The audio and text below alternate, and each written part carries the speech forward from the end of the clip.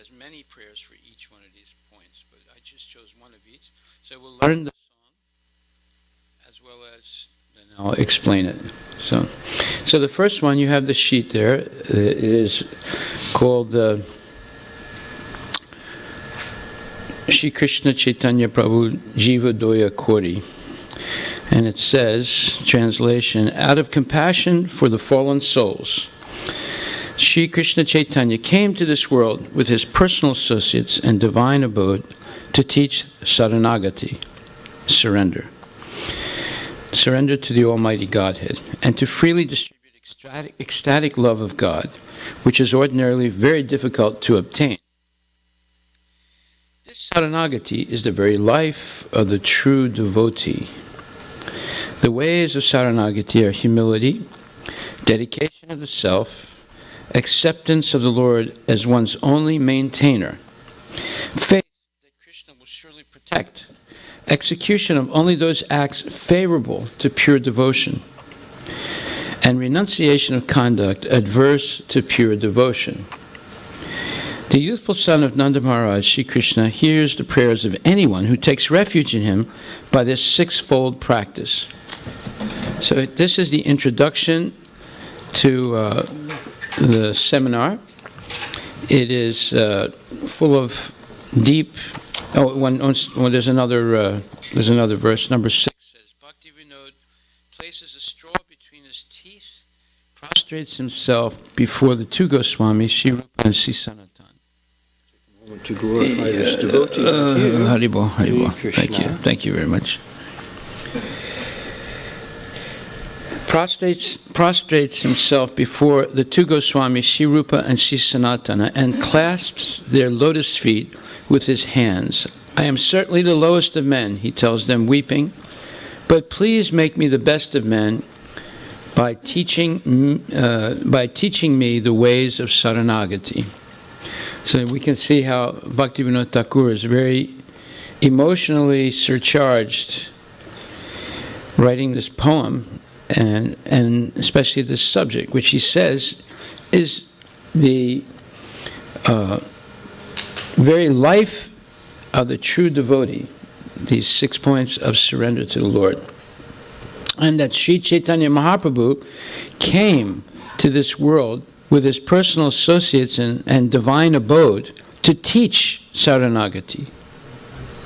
So this is a fundamental subject if one wants to advance in Krishna consciousness. So now I'll just go very slowly in the beginning. Shri Krishna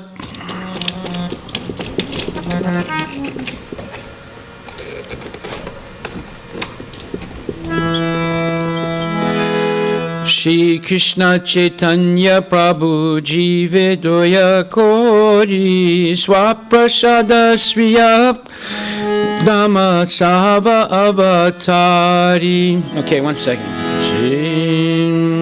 Shri Krishna Chaitanya Prabhu Jive Doya Kori Swaprasada Sriya Dhamma Sahava Avatari. Okay, we'll go slower, I'm sorry. Shri Krishna Chaitanya Prabhu Jive Doya Kori Swaprasada Sriya Dhamma Sava Avatari. Shri Krishna Chaitanya Prabhu Jive Doya Kori Swaprasada Sriya Dhamma Sava Avatari.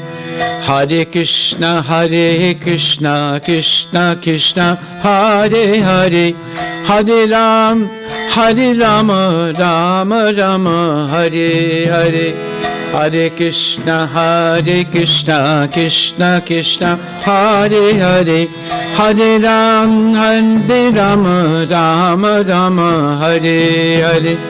Hare Krishna, Krishna Krishna, Hare Hare, Hare Ram, Hare Rama, Hare Hare, Hare Ram, Hare Rama, Hare Krishna, Krishna Krishna, Hare Hare, Hare Ram, Hare Rama, Hare Hare, Hare Ram, Hare Rama, Chaitanya Prabhu, Jivaya Krishna, Swaprasada Swayada, Hare Hare, Hare Ram, Hare Rama, Hare Hare, Hare Rama, Swaprasada Swayada, Swaprasada Ayanta Jumava Prema Kori Vareda, Sikaya Sarana Gadira, Swaprasada Ayanta Jumava Prema Kori Vareda, Sikaya Sarana Gadira, Sikaya Krishna Chaitanya Prabhu Swaprasada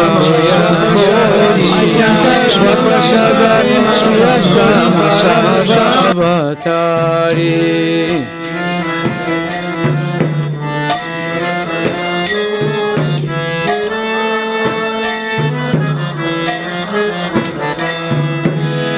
Adyanta Dulaba Prema Kori Varedana, Shikaya Saranagati Bhaktira Prana.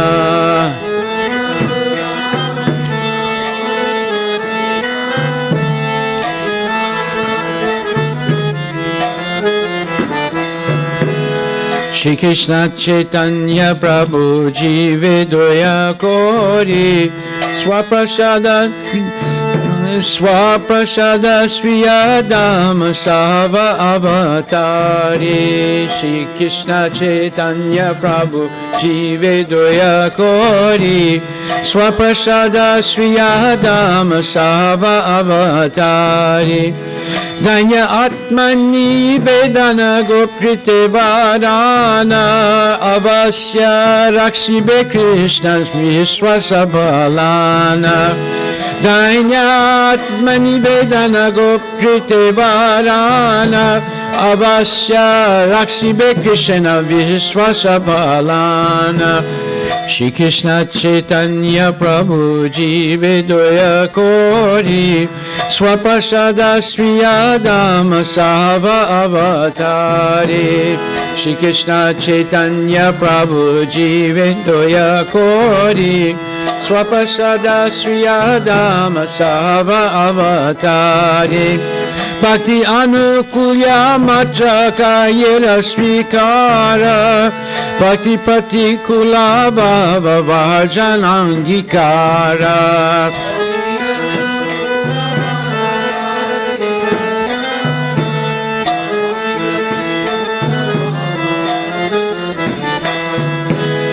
Bhakti Anukula Matra Kayela Svikara, Bhakti Pratikula Bhava Vajanikara.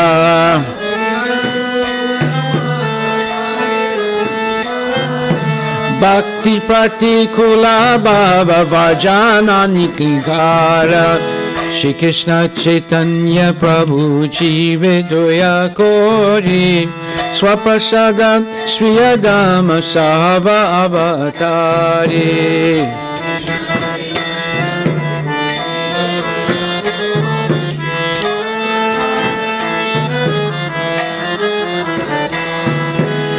Sadanga Saranagati Hoy Bejahara Tahara Patana Sunye Shinanda Kumara.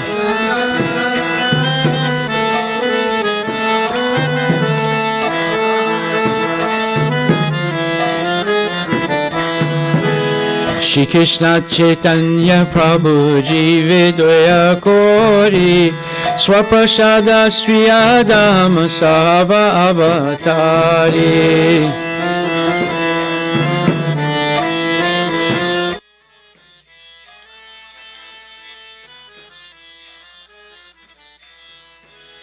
Rupa Sanatana Pade Dante Chinakori Bhakati Vinod Bode Dun Pada Dori Rupa Sanatana Pade Dante Chinakori Bhakati Vinod Bode Dun Pada Dori Shri Krishna Chaitanya Prabhu Jive Doya Kori Swaprasada Sriyadama Sava Avatari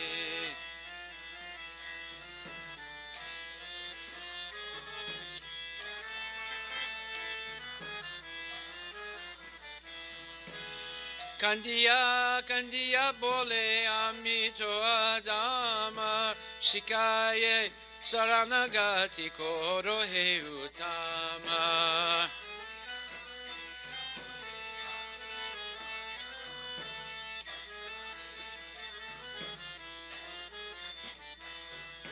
Hare Krishna, Krishna Krishna, Hare Hare, Hare Ram, Rama Rama, Hare Hare.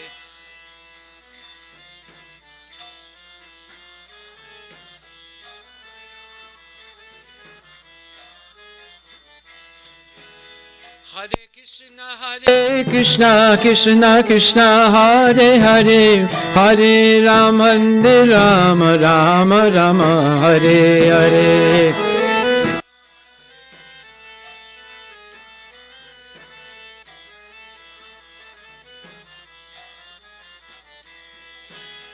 Hare Krishna, Krishna Krishna, Hare Hare, Hare Rama, Rama Rama, Hare Hare.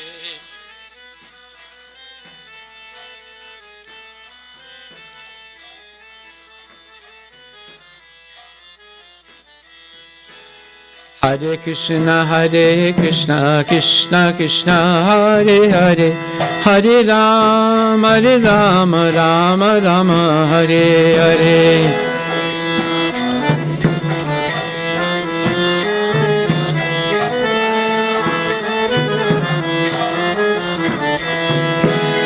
Hare Krishna, Krishna Krishna, Hare Hare, Hare Rama, Rama Hare Hare. Hare Krishna, Krishna, Hare Hare, Hare Rama, Rama Hare. Shri Krishna Chaitanya Prabhu Jive Doya Kori Swapasada Sriyadama Sava Avatari.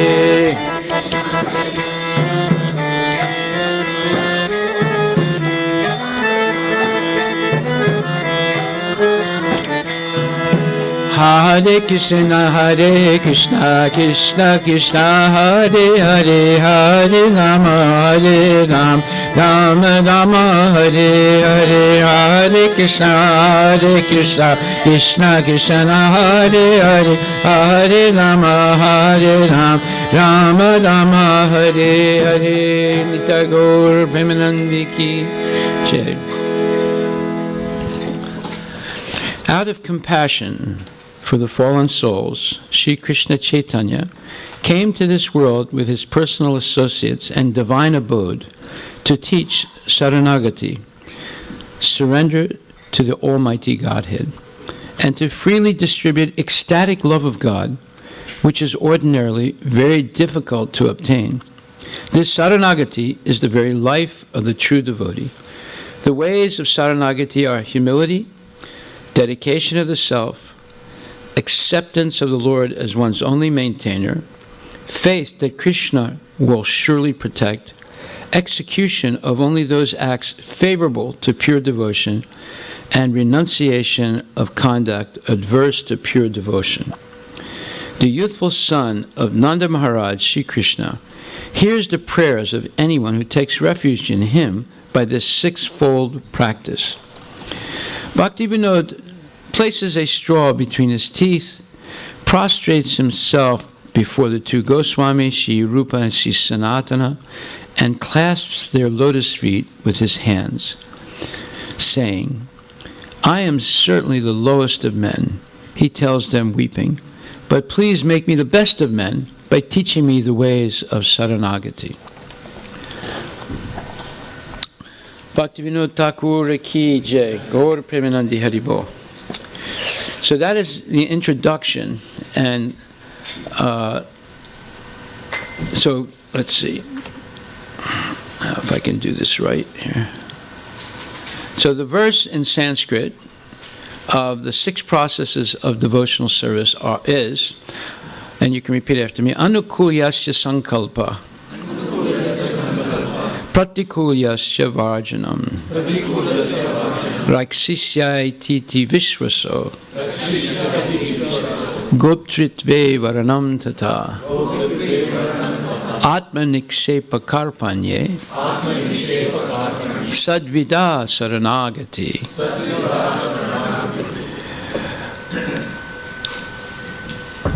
Let's see, this thing doesn't work now. Oh, here it is. I'm sorry.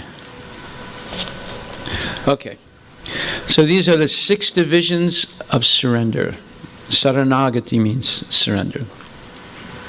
Number 1, the acceptance of those things favorable to devotional service. Anukulyasya Sankalpa. Sankalpa means a strong determination. Very strong determination. So one must be very strongly, very firmly determined to accept only those things that are favorable for devotional service. And then secondly, the rejection of unfavorable things.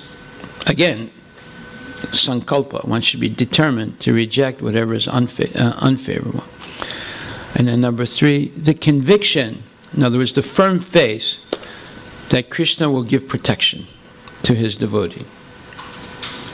And even Bhaktivinoda Thakur here says that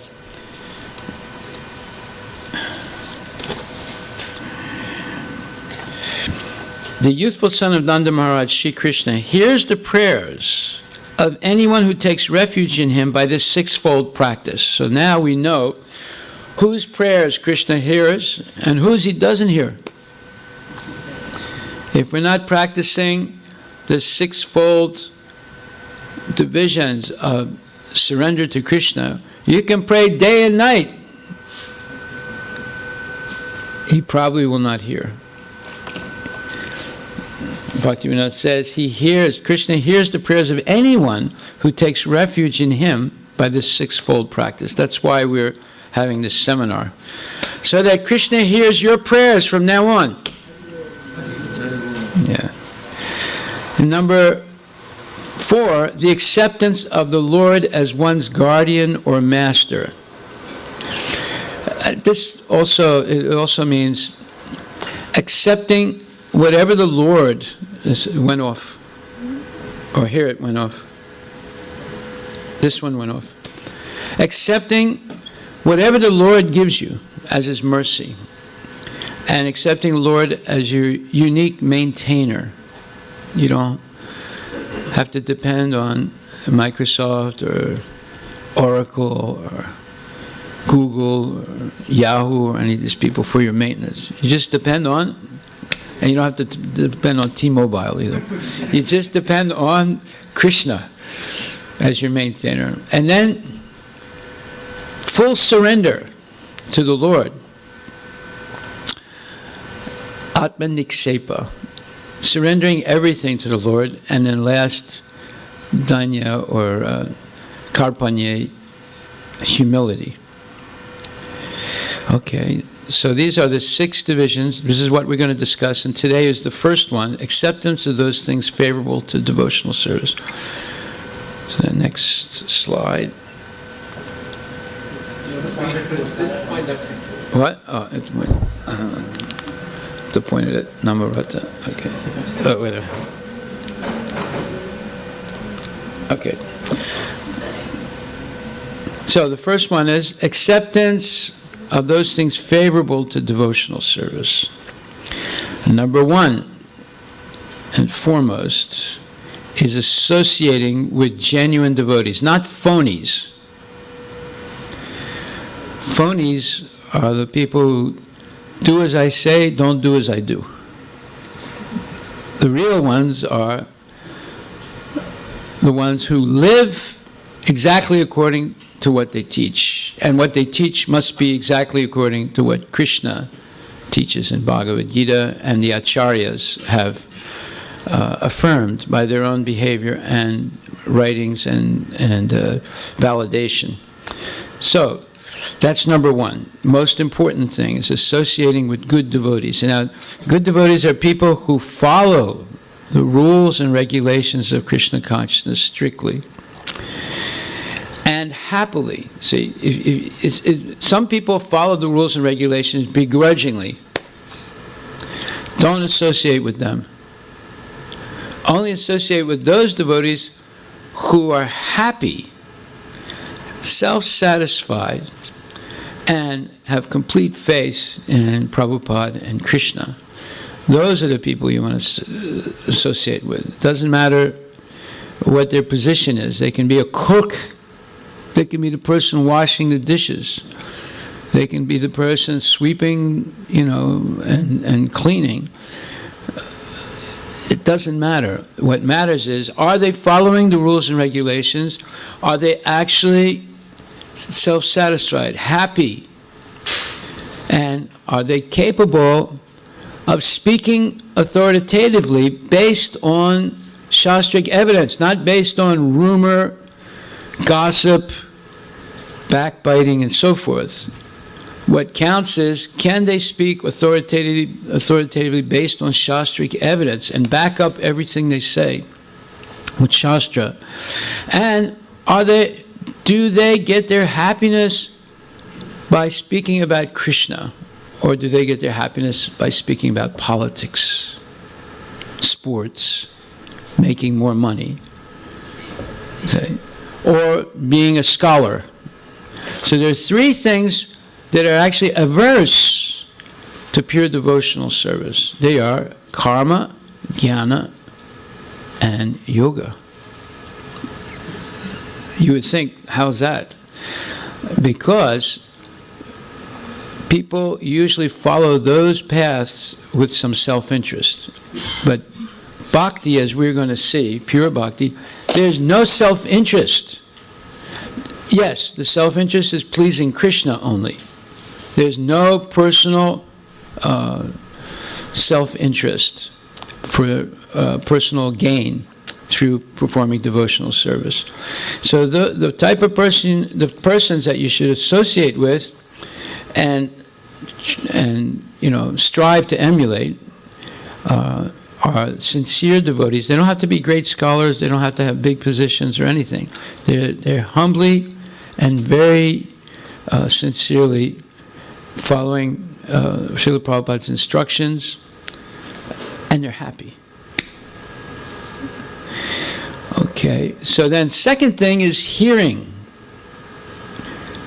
You have a big ear here with vibrations going in. So which vibrations you're going to let in and which vibrations are you going to not let in? That depends on who you are, because hearing is the best way to learn. And then chanting and repeating what you hear.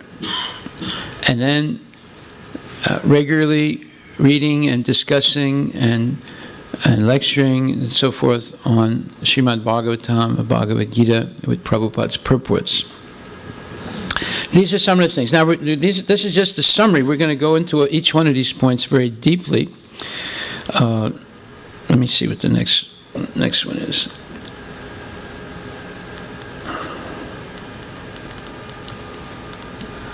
This thing is Hare Krishna. There we go. Okay, the next. All right, so I'm going to come back then. Hare Bol. Hare Krishna. Okay. So now we're going to talk about some of the obstacles to accepting things favorable for devotional service.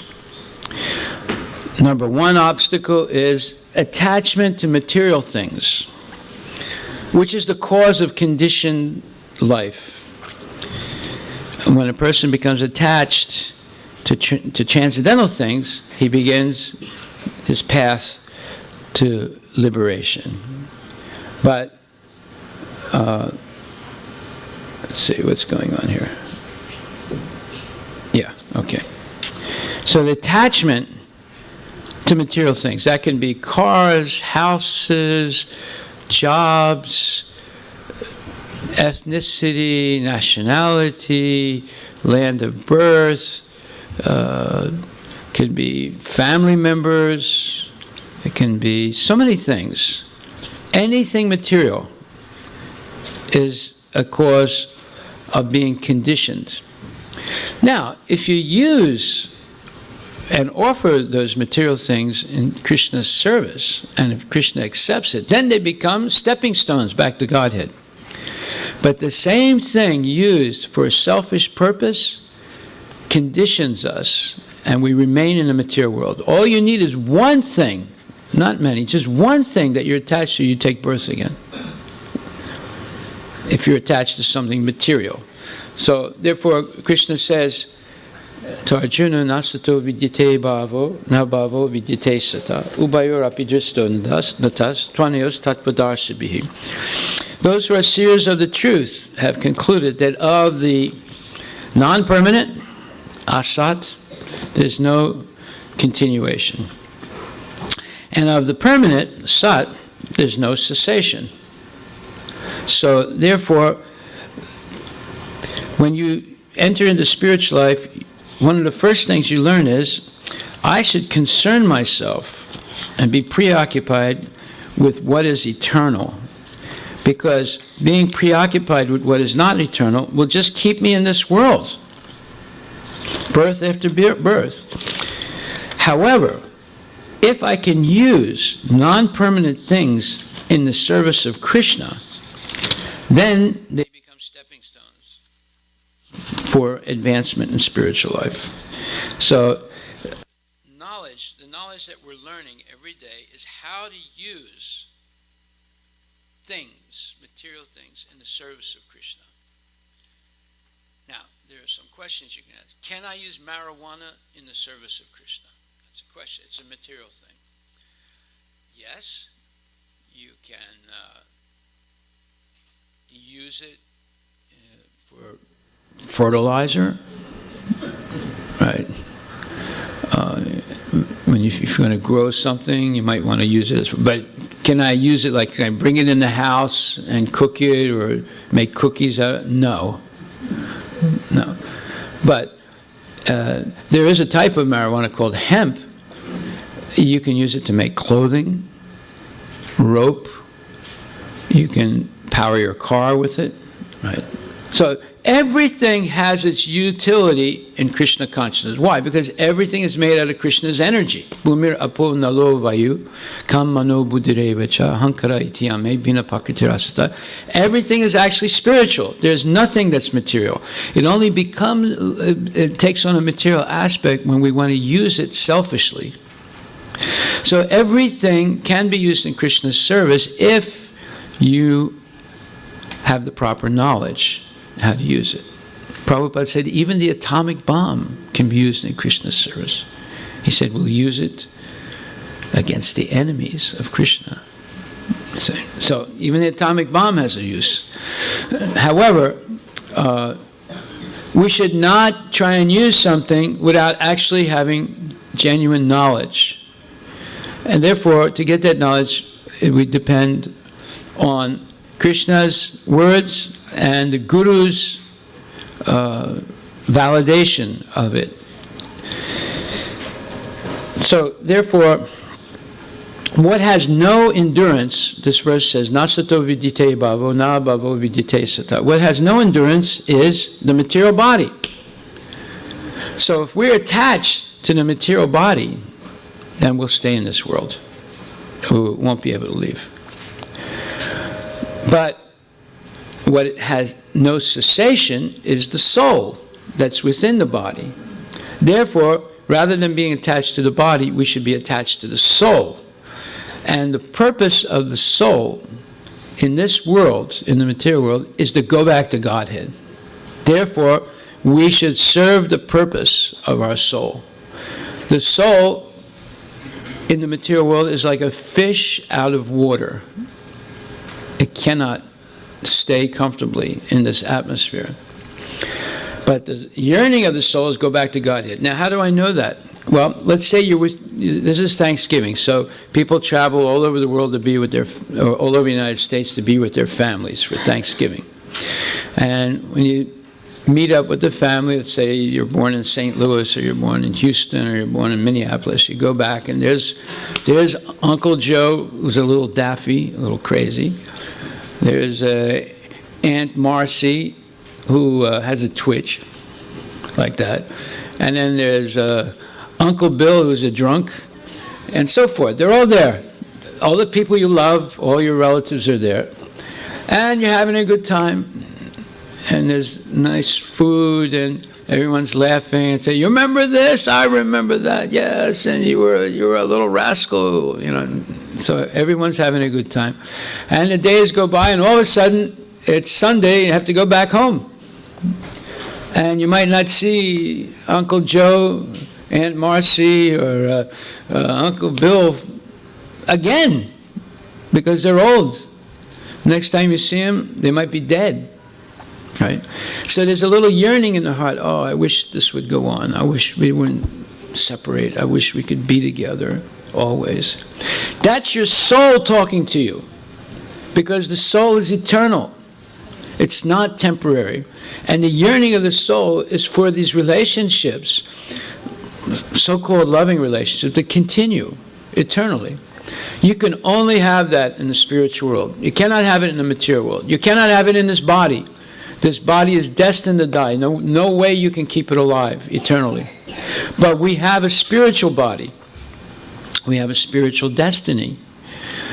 This is why we need information from Krishna and Bhagavad Gita and from saintly people. Otherwise, we will be overwhelmed with these misconceptions, and these misconceptions will keep us in this world. So instead of being attached to the body, we should be attached to the soul, because that's eternal.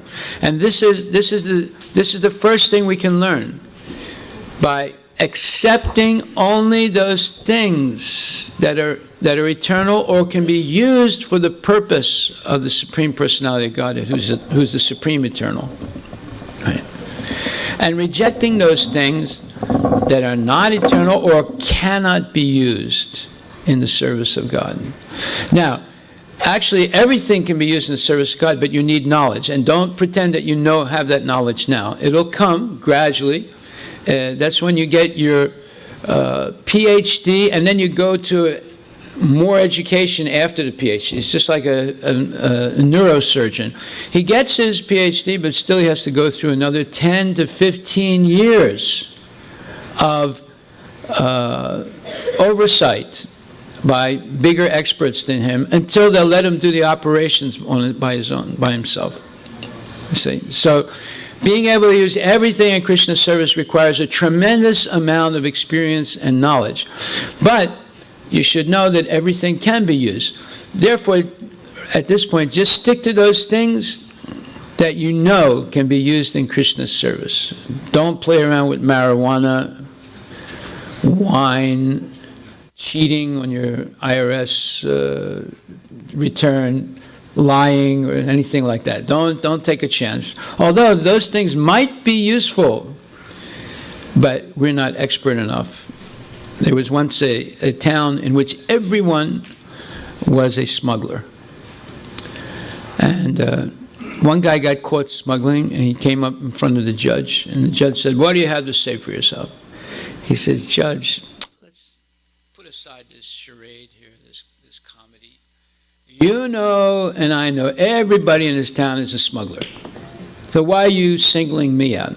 He said, "First of all, that's besides the point. You're here because you got caught. That's why you're here." See? Of course, everybody's a smuggler, but they didn't get caught. You got caught, so therefore you're responsible. So we should never think that we can get away with anything in this world. We should rather stay in a safe zone. But when a person is much more advanced, they may be able to do things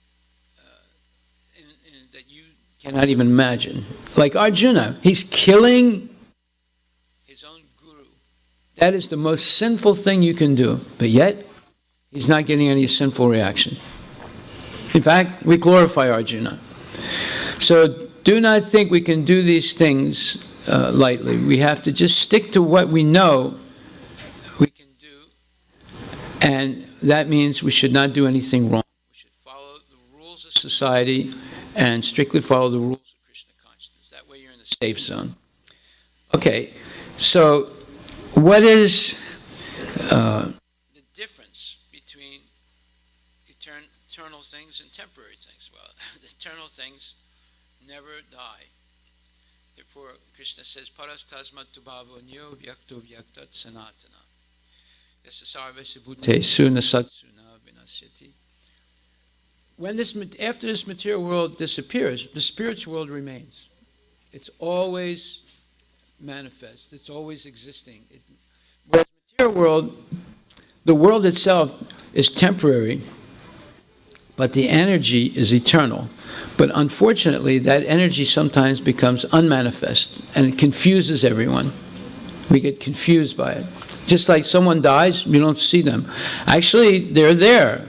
Their soul is still alive, but the body is not there. And that gets confusing for us. Okay? So therefore, we should understand that what is eternal will always be there. It'll never disappear. And therefore, Krishna, our relationship with Krishna is the most significant relationship we can have. And then, once we're secure in our relationship with Krishna, then every other relationship we have, based on the fact that you are a soul and the other person is a soul, that also becomes significant. Right now, unfortunately, we're trained not to see the soul. We're trained only to see the body. Therefore, almost every relationship is not satisfactory. Okay, so attachment to material things and attachment to material ideas is the cause of conditioning. But when we become attached to transcendental things, we're on the path of Krishna consciousness and liberation. Now, what is the qualities of a person who's on this path? Titikshava karunika surida sarvadehinam ajata satrava santa sadhava sadhubhusana. A genuine sadhu is understood by being very tolerant, friendly to all living entities, friends and enemies. He doesn't see friends and enemies. He sees everyone as a servant of Krishna. Some people know it, some people don't. Therefore, his purpose in life is to try to help everyone to know that they're the eternal servant of Krishna. And the sadhu doesn't have any enemies. Someone might be his enemy, but he doesn't consider that person an enemy. And he or she is always peaceful and following the Vedic scriptures and scriptural instructions. All these qualities are considered sublime, transcendental. So this is a description. And the purpose of the sadhu, his purpose in life is Ya imam paramam guyam mad bhakti swabhidasyati bhakti mai param kritva mam evaisya samsaya natatasman manusyesu kaschit me priyakritama bhavita. So the quality of the sadhu is he always tries to enlighten others by giving this Krishna consciousness to them. Anya priyataro bhuvi. Krishna says, there's no one dearer to me than that person. So therefore, our goal in life, especially in Krishna consciousness, should be to learn the Bhagavad Gita. Spend most of your time studying the Bhagavad Gita, and then supplement it with the Srimad Bhagavatam, which is the elaboration of Bhagavad Gita. Because Krishna says, Anya Pirataram Bhuvi, no one is dearer to me than that person who teaches this Bhagavad Gita to others. Okay?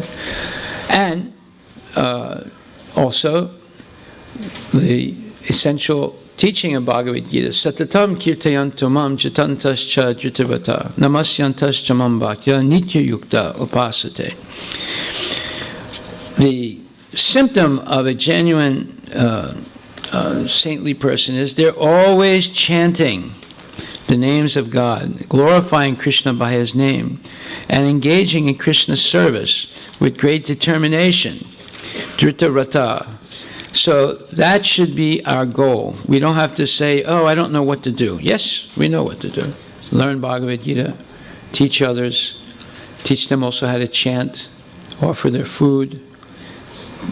So, therefore, Krishna says, Bhavita nachame tasmad anya priyataro bhuve.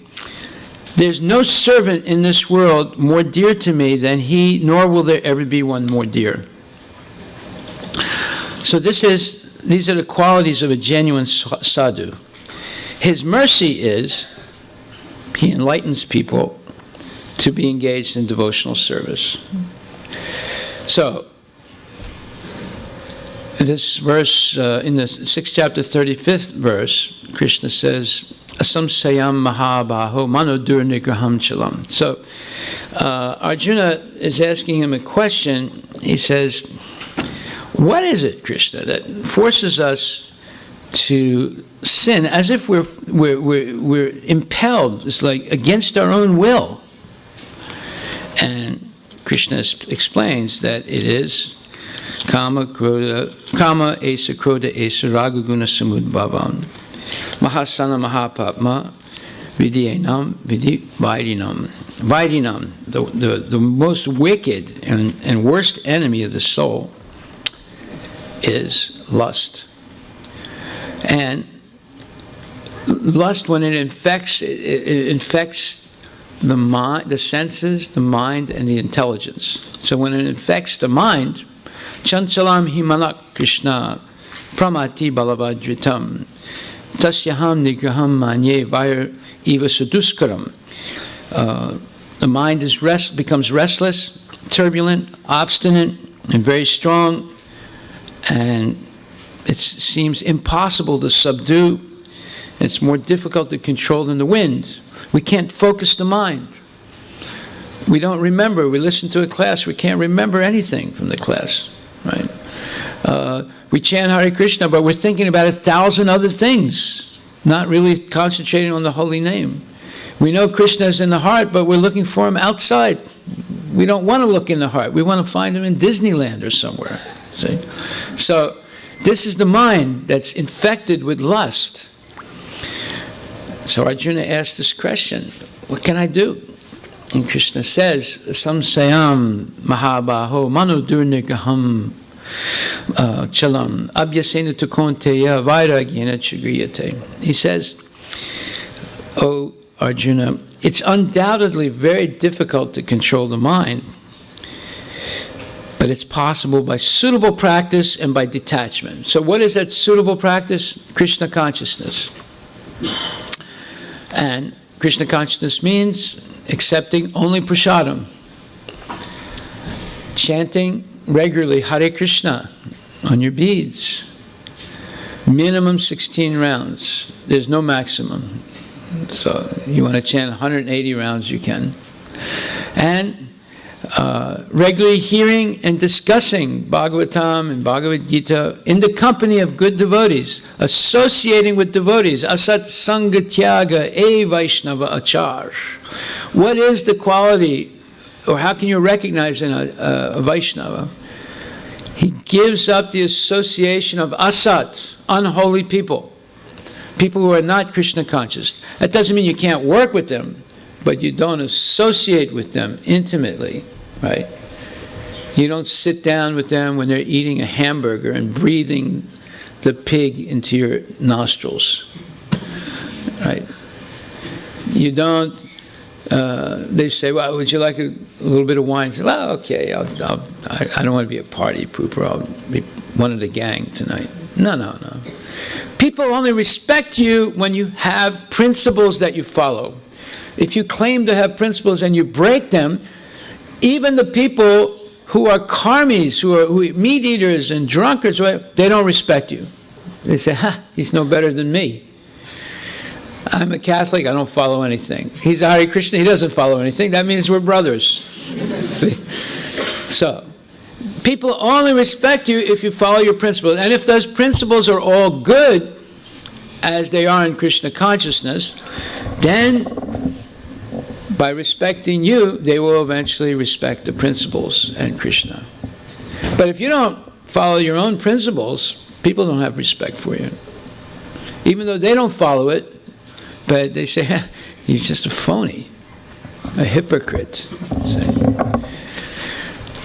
Okay, so by the practice of Krishna consciousness, however, one engages in 9 types of devotional service to the Lord. The first and foremost of such devotional engagements is hearing about Krishna. This hearing is the most important thing. You learn by hearing. If you hear nonsense, you become a nonsense. If you hear good sense, you become a good sense. It's up to you what you want to hear. We have 9 holes in this body. 2 eyes, 2 nostrils, 2 ears, a mouth, a genital, and an anus. 9 holes, 6 and 3. What you let in determines who you are.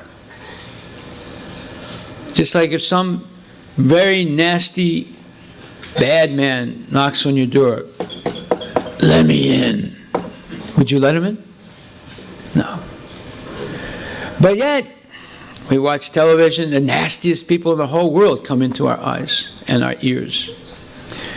And we go to a birthday party, and someone buys a cake at Safeway. Birthday cake, it looks really nice. It looks delicious. But yet there are eggs in it, you see. So you're letting in nasty things, things that are not bona fide, things that you can't offer to Krishna.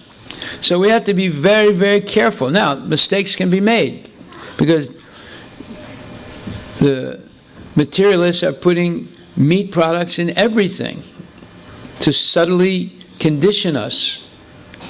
So, but therefore, in the Vedic tradition, Brahmins only eat what they cook themselves, and they only choose very special ingredients. Because what you eat is what you will be, what you are. So we have to be very careful. And what you listen to will determine who you are also. So this hearing is extremely important.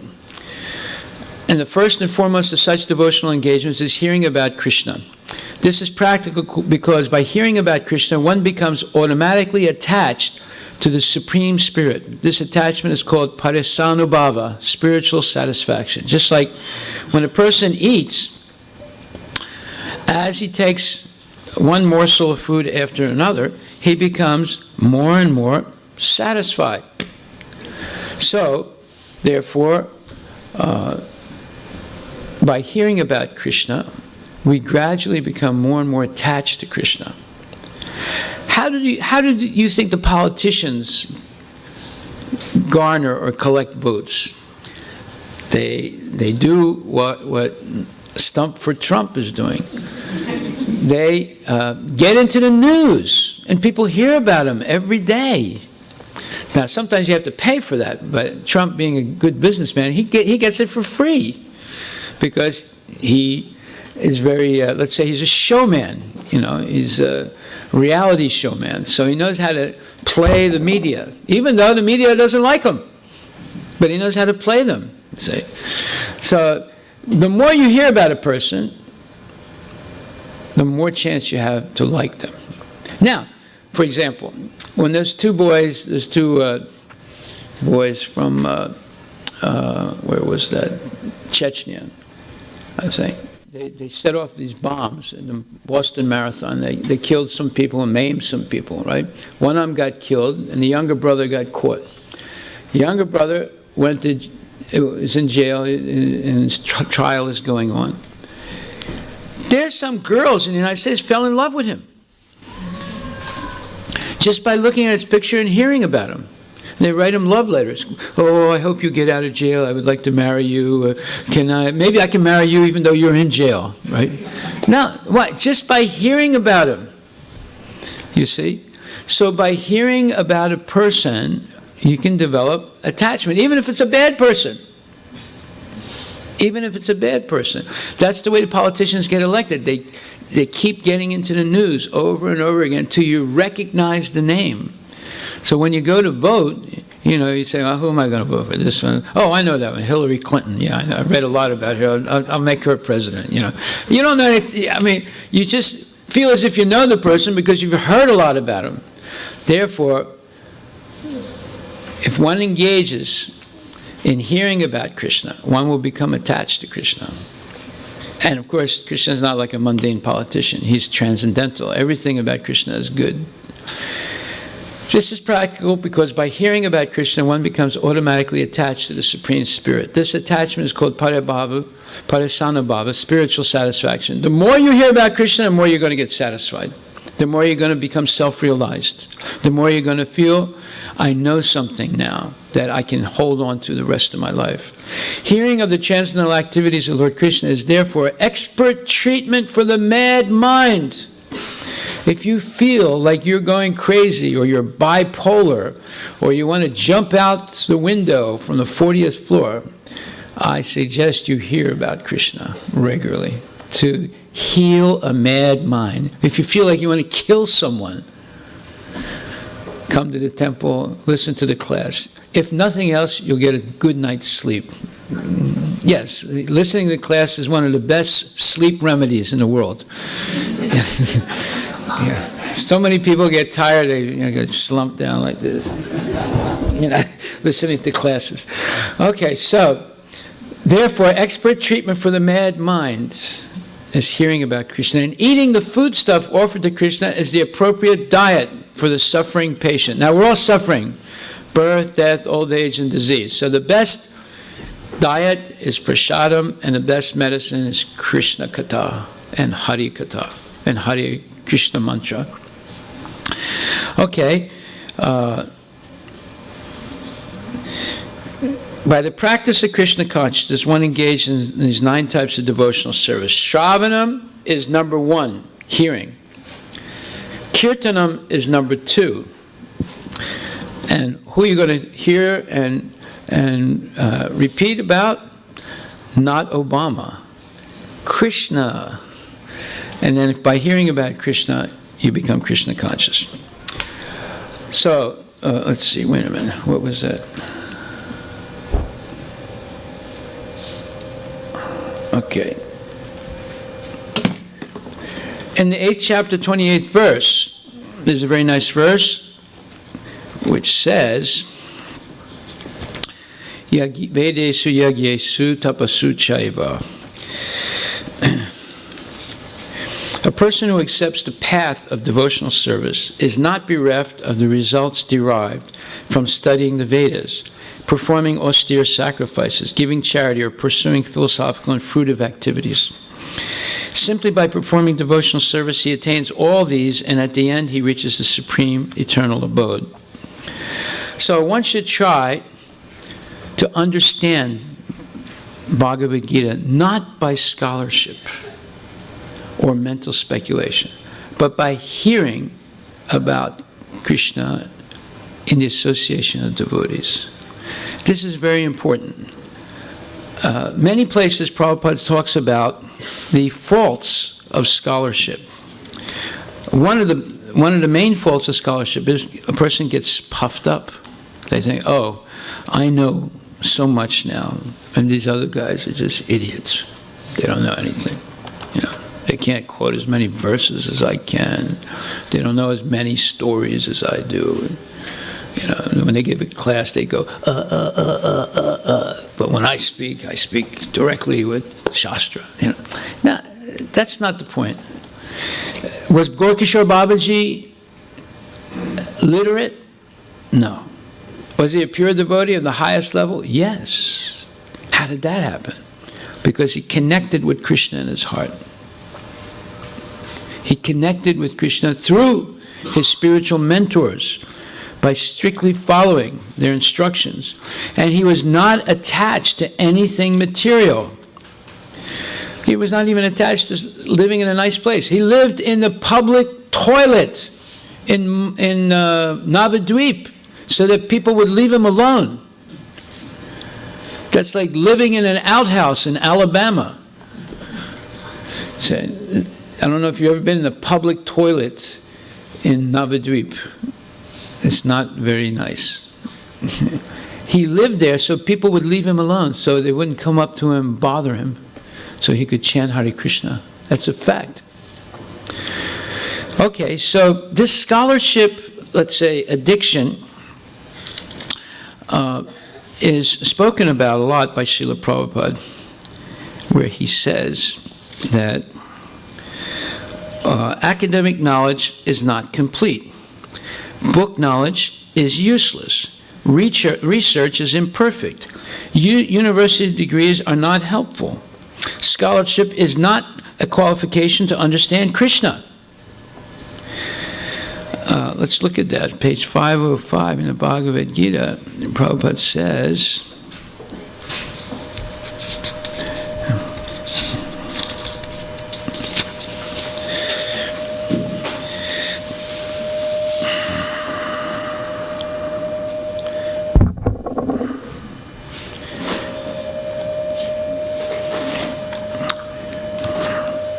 okay, he says that one should know then that scholarship is not the qualification necessary to understand Krishna.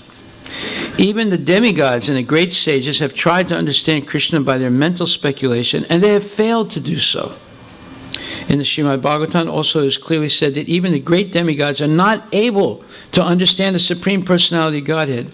They can speculate to the limits of their imperfect senses and can reach the opposite conclusion of impersonalism. In other words, as great as they are at scholarship, at studying, at knowledge, they can't go beyond the impersonal concept of Brahman.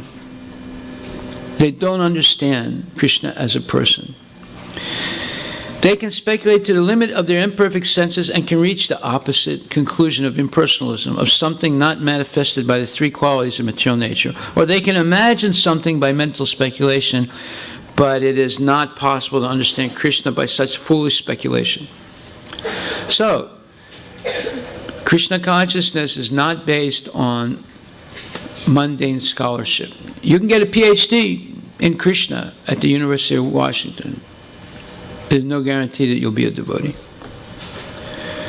However, you come to the temple and you listen carefully to the classes, what will happen? You become convinced that I should be doing a lot of service. Because service is the connection to Krishna.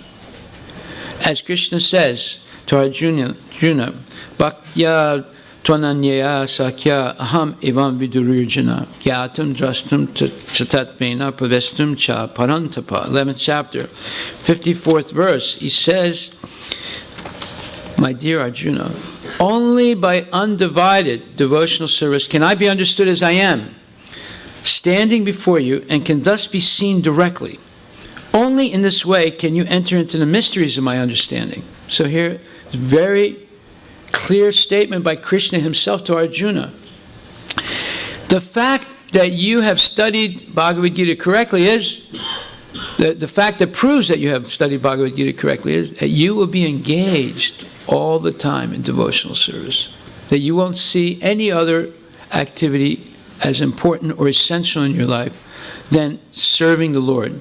And intimate service to Krishna is done through serving the deities, cooking for the deities, dressing the deities, doing arti for the deities, dancing for the deities, chanting for the deities, speaking about Krishna, preaching, book distribution. All these things are proof that you have heard Bhagavad Gita correctly. But if you become a bookworm, you're still a worm. Right? So that's not going to help advance in spiritual life. What's going to help is practical service. Everything depends on practical service. In fact, there's a very nice verse which says, Aho bhata swapako to gariyan yaj jivagre vartate chatubhyam. 133, let's see that verse.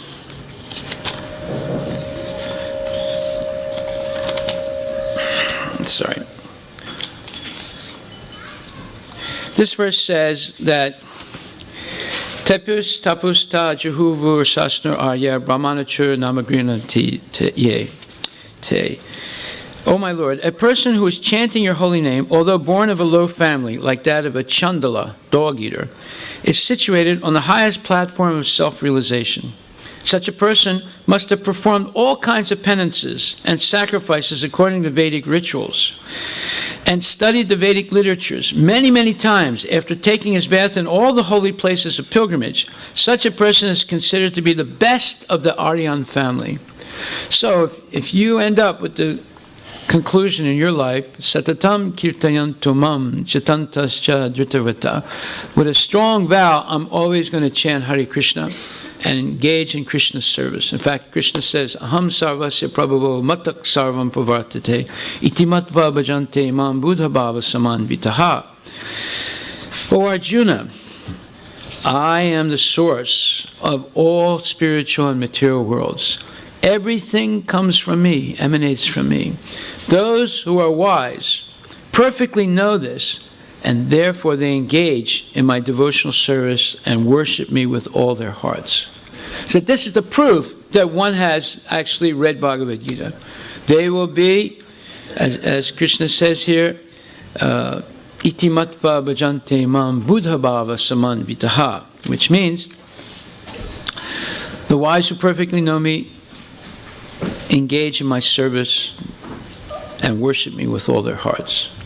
Okay, so therefore, if one is fortunate enough to understand Bhagavad Gita, especially these middle 6 chapters, chapters 6 to 12, or 7 to 12, in the association of devotees, then his life at once becomes glorified beyond all penances, sacrifices, charities, speculations. Yes, one does not need to do any of those things in order to reach Krishna. You don't have to learn Sanskrit. You don't have to go on pilgrimage. You don't have to do expensive sacrifices, pujas, Satyanarayana puja, this puja, that puja. And you don't have to do fasting every Monday for Lord Shiva, every Tuesday for Hanumanji, every Wednesday for, I don't know, Gandhi or whatever. No, you don't have to do any of those things. You simply have to surrender to Krishna. And surrender means your time, your mind, your energy, your thoughts, your money, everything belongs to Krishna. See? There was this one man, his Dr. Patel, he was going on morning walks with Prabhupada. So Dr. Patel is a typical speculator. Right? So at one point Prabhupada said, in our temple in Juhu, many poor children are coming. And it would be very nice if we could give them fresh clothing, nice dhoti, nice kurta. We give them prasadam, but it would be good to give them clothing. And you're a doctor, you're a rich man. Why don't you donate?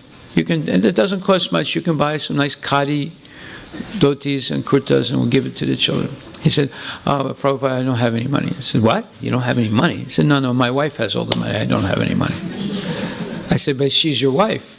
He said, "Yes, but she doesn't agree with anything I say." I said, "But you're married to her." He said, "Yeah, she agrees that I'd be married to her, but she doesn't give me any money."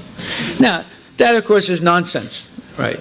That doesn't mean, he just said that because he didn't want to give the donation, right? So, you see, when you're too clever, you end up cheating yourself. Here, Prabhupada gave him an opportunity to stop speculating, because if you ever hear the tapes of the morning walks, all Dr. Patel, all nonsensical things, but Prabhupada put up with it. In fact, he considered that he might have been related to Dr. Patel in a previous life. That's why he put up with it.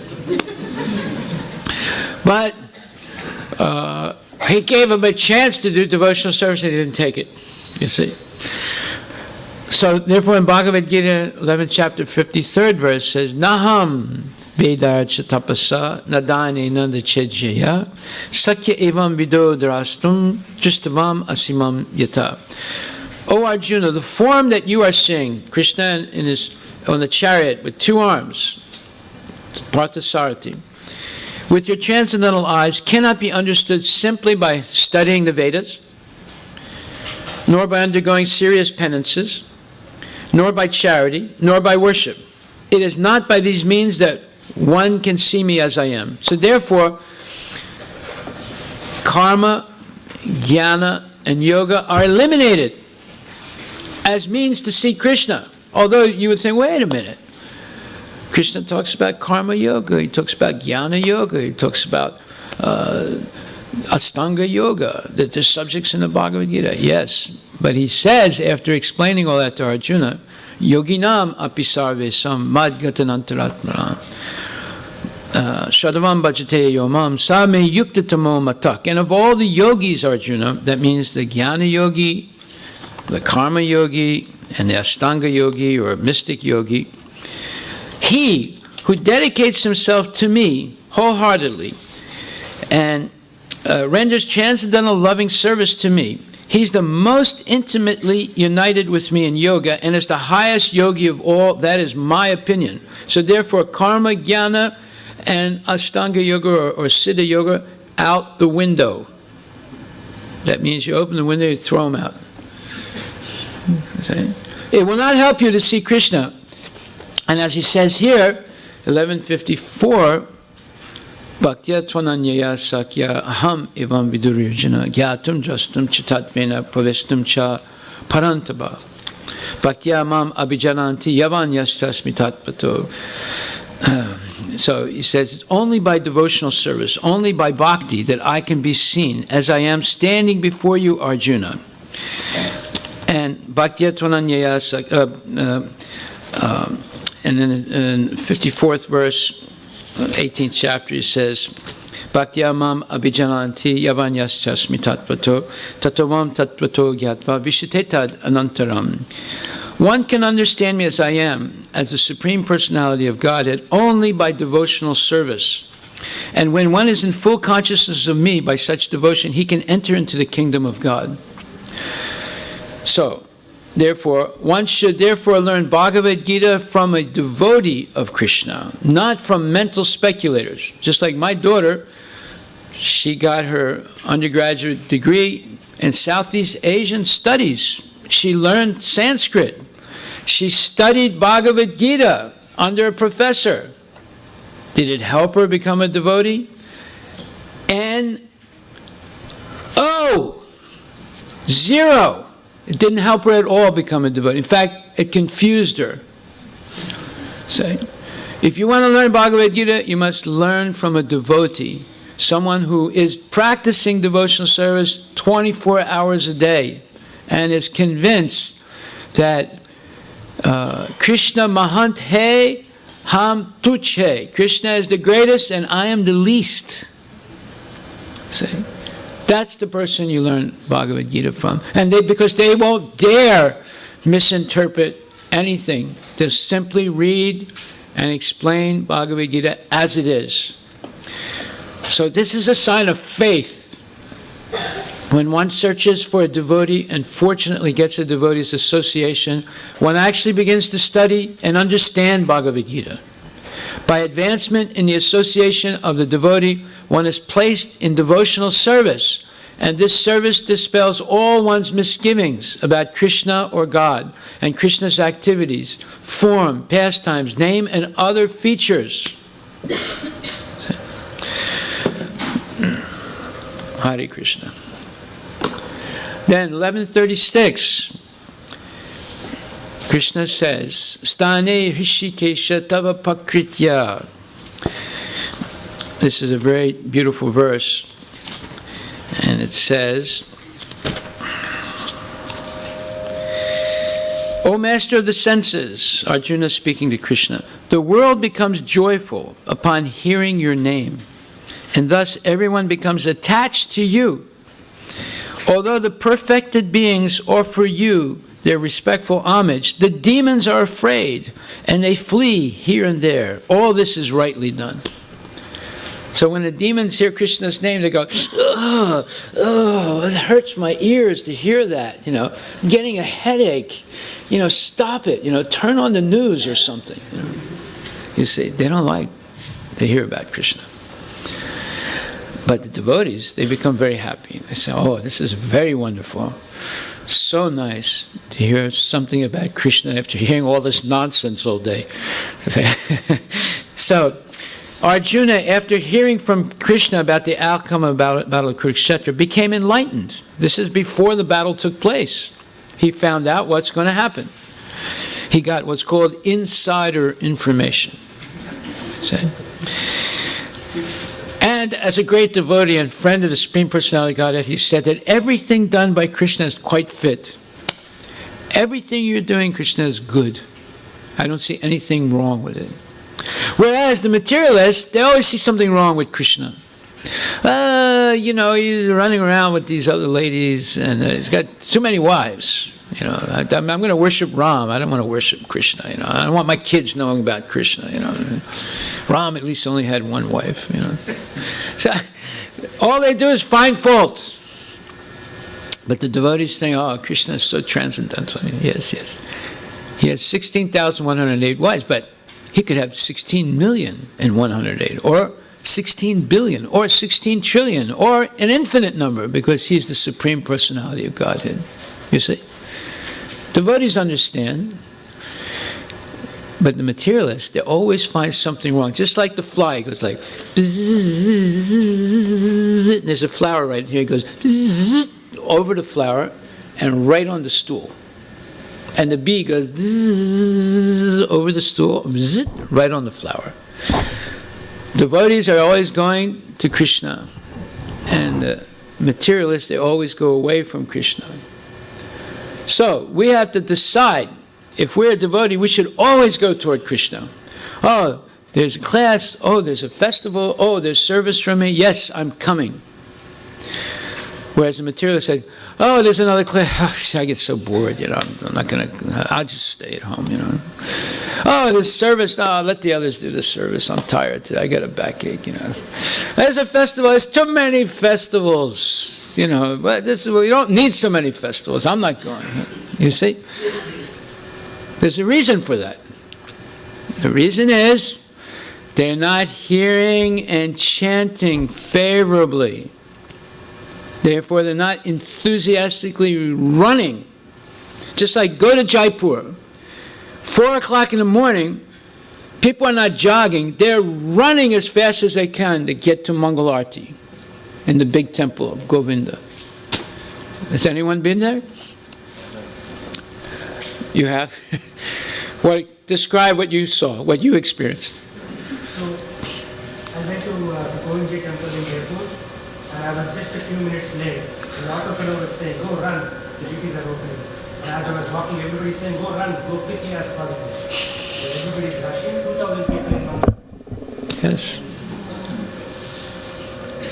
Right? And they're not even members of ISKCON. No, they're not.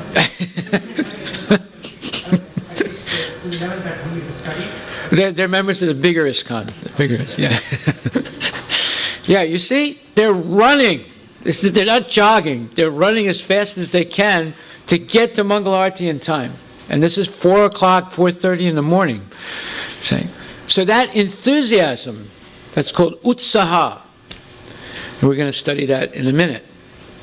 So, Arjuna becomes enlightened, and as a great devotee and friend of the Supreme Personality of Godhead, he said that everything done by Krishna is quite fit. Whatever Krishna does is good. Right? There's nothing bad about it. He steals, yes, he's stealing butter. Haribol. It's wonderful. He's a thief. We love it. But somebody else steals, I'm going to call the police, get that person put in jail. You say. So Krishna's stealing and somebody else's stealing is not the same. Arjuna confirmed that Krishna is the maintainer and the object of worship for the devotees and the destroyer of the undesirables. His actions are equally good for all. Arjuna understood herein that when the battle of Kurukshetra was being concluded, in outer space there were present many demigods, siddhas, and the intelligentsia of the higher planets, and they were observing the fight because Krishna was there. They didn't come to see people kill each other. They came to see Krishna. It's not like Al-Qaeda or ISIL, they do a video to show you they're cutting someone's head off. The same thing was going on in the Battle of Kurukshetra. But not like the cowardly killing of the ISIL people. They were equal fighters. There were no civilians. They were fighting in a deserted place, or a place where there's no habitation, and they were equal fighters. A fighter would not fight with someone else unless they were equal in the prowess. And there's always a winner and a loser. But that was not why the Devas came. They came to see Krishna. We should be like that too. When we see someone, we shouldn't actually see that person. We should see that Krishna's in his heart. That's seeing, that's real seeing. And say, oh, he's Punjabi, he's Gujarati, he's Telangana, he's Andhra, he's good. You know, that's not seeing. That's blindness. Real seeing is saying, oh, Krishna is in the heart of this person. Therefore, this person is a walking mandir, Haribol. Accept my obeisances.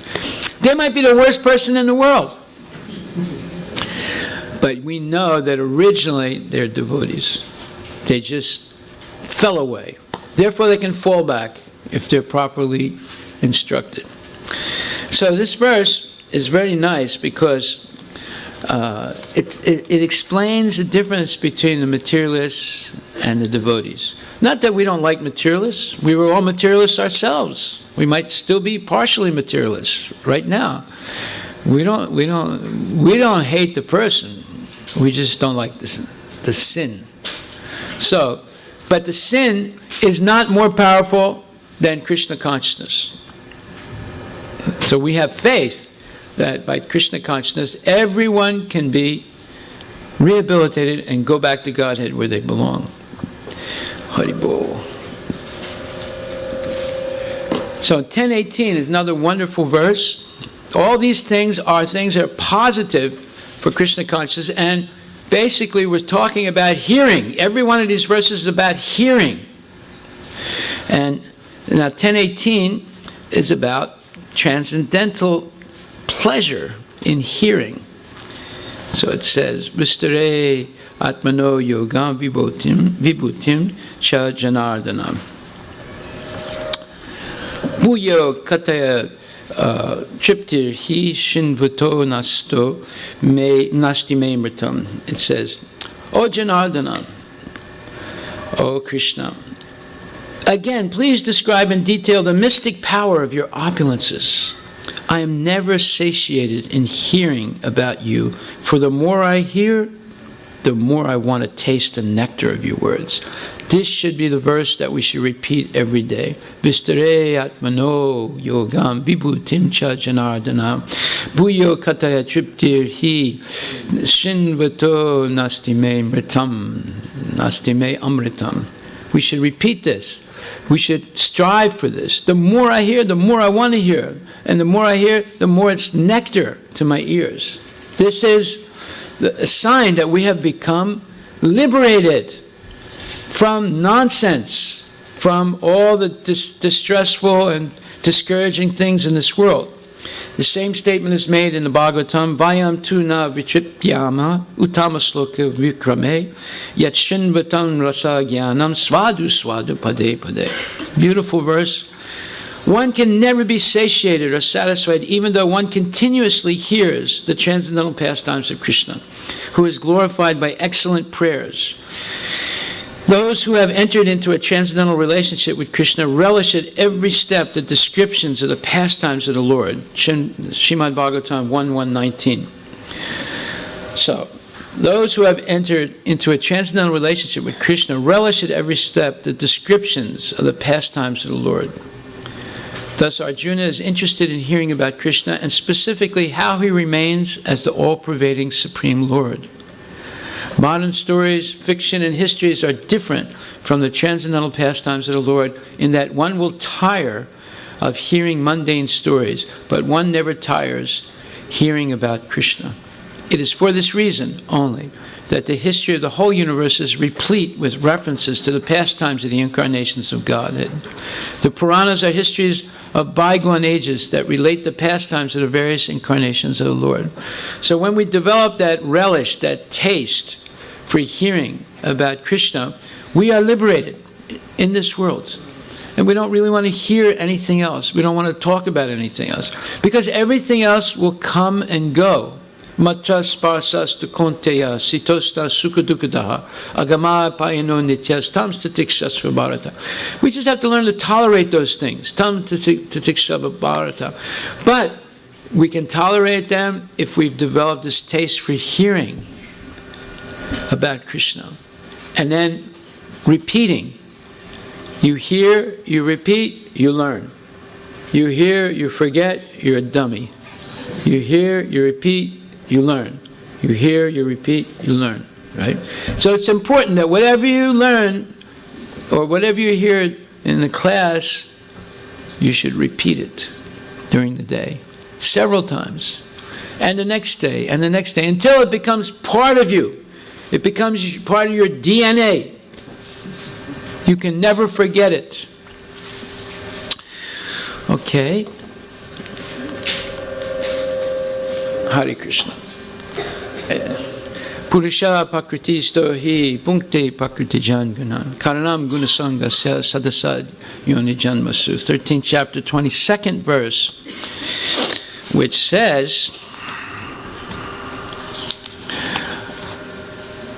one second. The living entity in the material nature thus follows the ways of life, enjoying the three modes of nature.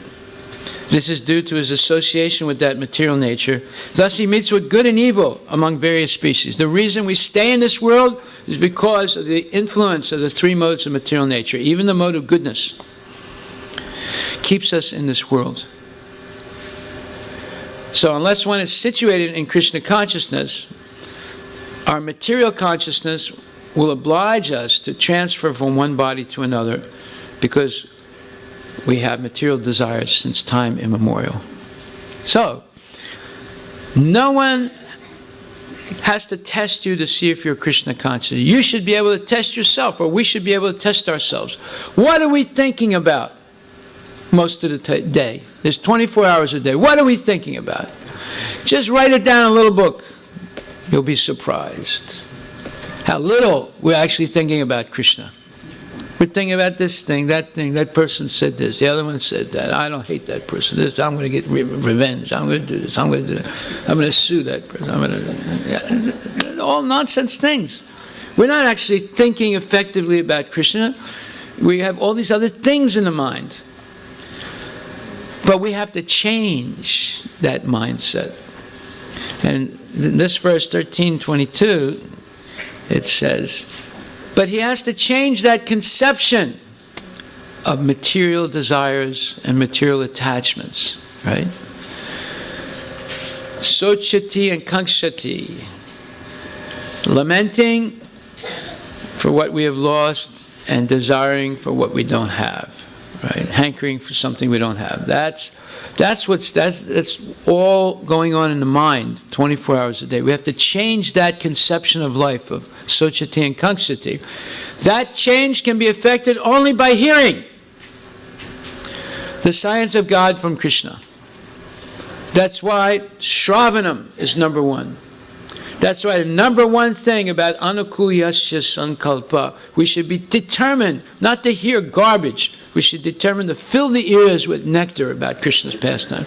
But if someone's trying to pour poison into our ears, this person did that, get some earplugs.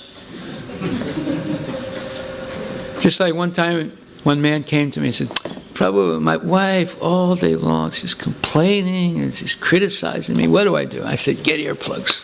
I said, wow. What if she sees them? Get transparent earplugs. Then you just shake your head. Yeah, yes, honey, yes. Okay, yes. You're not hearing, you're just saying yes. So, same way, we should stop hearing nonsense. We should develop, because otherwise we won't be able to change the material conception of life. Sochati and Kankshati. We won't be able to change it. It's ingrained. The best example is here. Arjuna is hearing the science of God from Krishna himself. The living entity, if he submits to this hearing process, will lose his long-cherished desire to dominate material nature. And gradually and proportionately, as he reduces his long desire to dominate, he comes to enjoy spiritual happiness. You want to be happy? You want spiritual happiness? You want to be able to hear and see Krishna 24 hours a day? Then you must hear and chant about Krishna 24 hours a day. Then you'll get all the junk out. It's just like filling, let's say there's a glass with ink in it, right? So if you keep filling enough water and the water keeps flowing over, eventually all the ink goes out and there's just pure water. Right? So that's the technique. Just go on here, and believe me, you might say, oh, yeah, I'm getting bored, always about Krishna, they'll talk about something else. No, but after a little while, you won't be bored. As one thing sticks, then another thing sticks in the mind, and a third thing, all of a sudden you become enthusiastic. I want more. I want more. I want to hear more. I want to learn more. This is what I really came to Krishna consciousness for. This is why I came to the temple. I didn't come here for politics. I didn't come here for this or that. I came here to hear and chant about Krishna and become enthusiastic about serving Prabhupada's mission. That's what the temple is for. Hearing and chanting about Krishna, about Prabhupada, about the Vaishnava Acharyas. That's why we came here. We didn't come here for any other reason. That's why the building is here. That's why it's heated. That's why there's carpets on the ground. That's why the deities are here. So that we can hear regularly, every day, morning and evening about Krishna. Then it doesn't matter what happens the rest of the day. Because there's an envelope around our brain created by the regular hearing and chanting. And it has to be positive hearing and chanting. It has to be enthusiastic hearing and chanting. One of the first things you learn in class is how to hear spiritual knowledge with full attention. Most people don't know how to hear with full attention. Illusion is defined as imperfect hearing. Just like someone says, and someone says, and the person, hey, that guy just insulted me.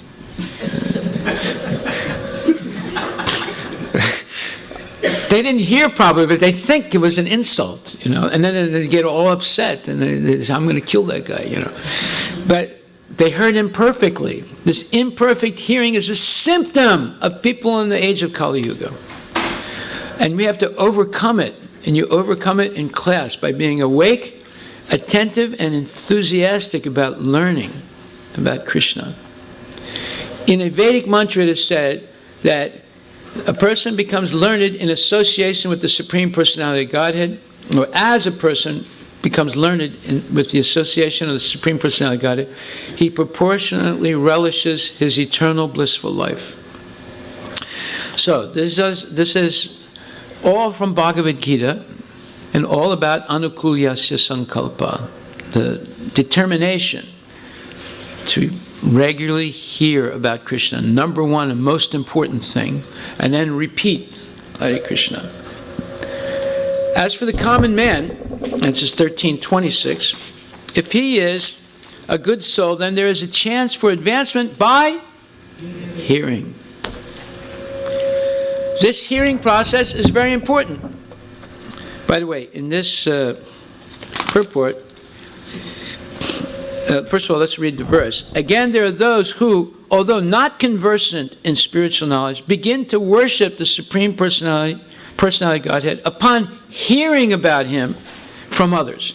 Because of their tendency to hear from authorities, they also transcend the path of birth and death. Now, in the verse, he mentions hearing twice, right? Krishna. Then in the purport, Prabhupada, he mentions hearing 9 times. 9 times he mentions it. And we'll read the whole purport, so we'll count them as we go along. We can all go like this. 1, 2. Okay, ready? Here we go. This verse is particularly applicable to modern society because in modern society there's practically no education in spiritual matters. Some of the people may appear to be atheistic or agnostic or philosophical, but actually there's no knowledge of philosophy. As for the common man, if he is a good soul, then there is a chance for advancement by hearing. This hearing process is very important. Lord Chaitanya, who preached Krishna consciousness in the modern world, gave great stress to hearing.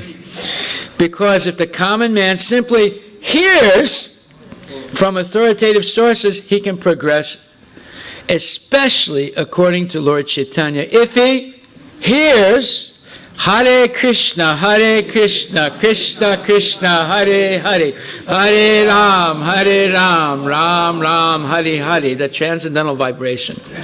It is stated, therefore, that all men should take advantage of hearing from realized souls and gradually become able to understand everything. The worship of the Supreme Lord will then undoubtedly take place. Lord Chaitanya has said that in this age no one needs to change his position, but one should give up the endeavor to understand the absolute truth by speculative reasoning. One should learn to become the servant of those who are in knowledge of the Supreme Lord. If one is fortunate enough to take shelter of a pure devotee, hear from him about self-realization and follow in his footsteps, one will be gradually elevated to the position of a pure devotee. In this verse particularly, the process of hearing is strongly recommended, and this is very appropriate. Although the common man is often not as capable as so-called philosophers, faithful hearing from an authoritative person will help one transcend the material existence and go back home, back to Godhead. Okay, so, yes. How many? 9. Yes. I must be missing one finger. I'm a candidate, but so. Now we see why Anukulyasya Sankalpa, number 1 point, is being determined to hear regularly about Krishna. Every day, at least morning and evening, in the association of devotees. That's why people buy houses in this neighborhood. They don't buy houses in this neighborhood not to come to the temple. Right? They buy houses in this neighborhood so they can come to the temple every day, at least twice a day. Sanjay is smiling. Why did you buy a house in this neighborhood, Sanjay? It's coming more. Okay, I believe that, yes. And other people are buying houses in this neighborhood, right? Every day someone comes, probably I just bought a house in the neighborhood. Right, very good. Why? So you can come to the temple easily, morning and evening. My mother explained to me once what life was like in her village. This is in Turkey. She said, my dad would wake up early and he would go like this first thing when he would get up, make the sign of the cross of Jesus Christ. Then he would get dressed and then he'd go to the church and light one candle for his family, one candle for his father and mother, one candle for his uncles and aunties, one candle for his customers, one candle for, So, first thing they would do, they would go to church in the morning. And on the way home at night, they would stop in the church again and pray. These are Christians, right? That was the Christian way of life before the liberal humanists took over. But before, that was the Christian way of life. And there used to be crosses everywhere. When I was in France, my mother and I were walking out in the country road once. There was a cross. My mother bowed down to it. There used to be crosses everywhere, but now the liberals are taking the crosses down, even in America. They're saying, oh, this is against the church, the separation of church and state. They should take the cross down. Take down the Lord's Prayer. Take down in God we trust. In other words, take down God everywhere, right? But in India, even today, even though there's so many phonies, there's some little temple everywhere, right? Of course, they're closing one after another. And there used to be cows everywhere. Now that's going away. So, they used to sing Vande Mataram. Now they sing Jai Bill Gates, Jai Intel, Jai, there used to be Jai Vande Mataram. So you see, everything's changing now. But we're going to change it back to what it was before. Krishna, Krishna, Krishna, Krishna, Krishna, Krishna, Krishna, hey! That's what it was before. Krishna is everything. Vasudeva Sarvamiti. That's the way it should be. So, therefore, Hare Krishna. Haribol. Hare Krishna. Okay, let's try again. Okay. 1871. Shadavan anasuyas cha srinuyad api yo nara. This very beautiful verse in the 18th chapter, right near the end. And it says,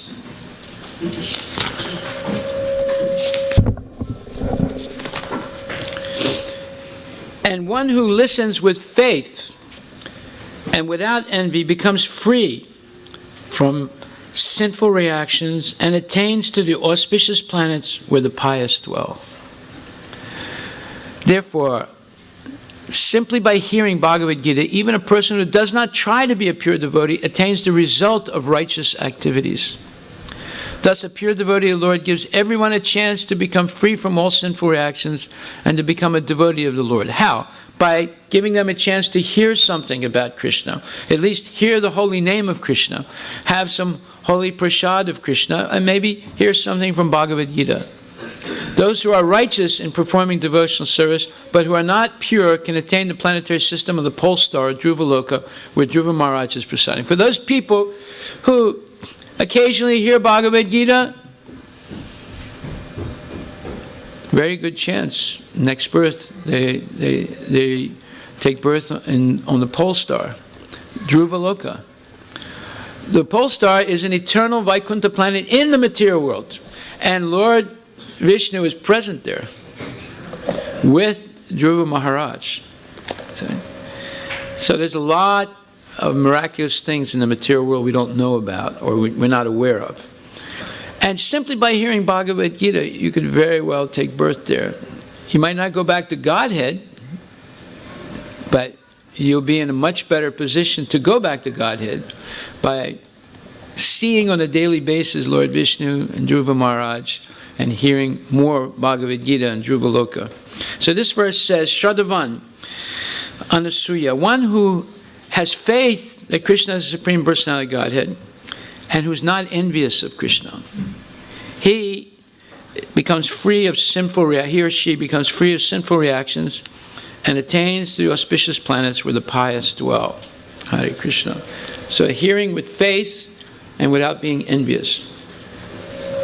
Then in Chaitanya Charitamrita it says, a person advanced in devotional service sees within everything the soul of souls, the Supreme Personality of Godhead, Shri Krishna. Consequently, he always sees the form of the Supreme Personality of Godhead as the cause of all causes and understands that all things are situated in Him. Well, this is what you learn when you approach a bona fide spiritual master. Tadvidi paripatena paripastena sevaya upatekshami te jnana jnaninas tatvadarshinaha. You approach the spiritual master with submissiveness and paripatena, asking significant questions and offering service.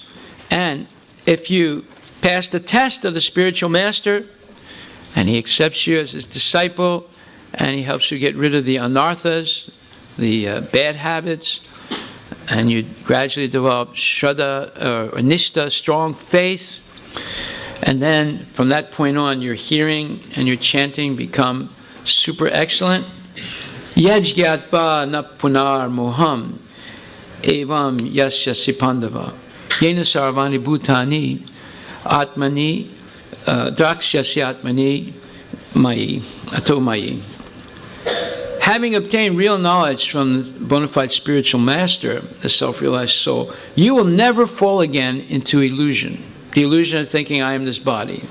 This is my family. This is my bank account. This is my country. This is my car. This is my this. This is my that. For by this knowledge you will see that all living beings are but part of the Supreme, or in other words, that they are mine. So that's what's saying here. Consequently, he always sees the form of the Supreme Personality of Godhead as the cause of all causes. And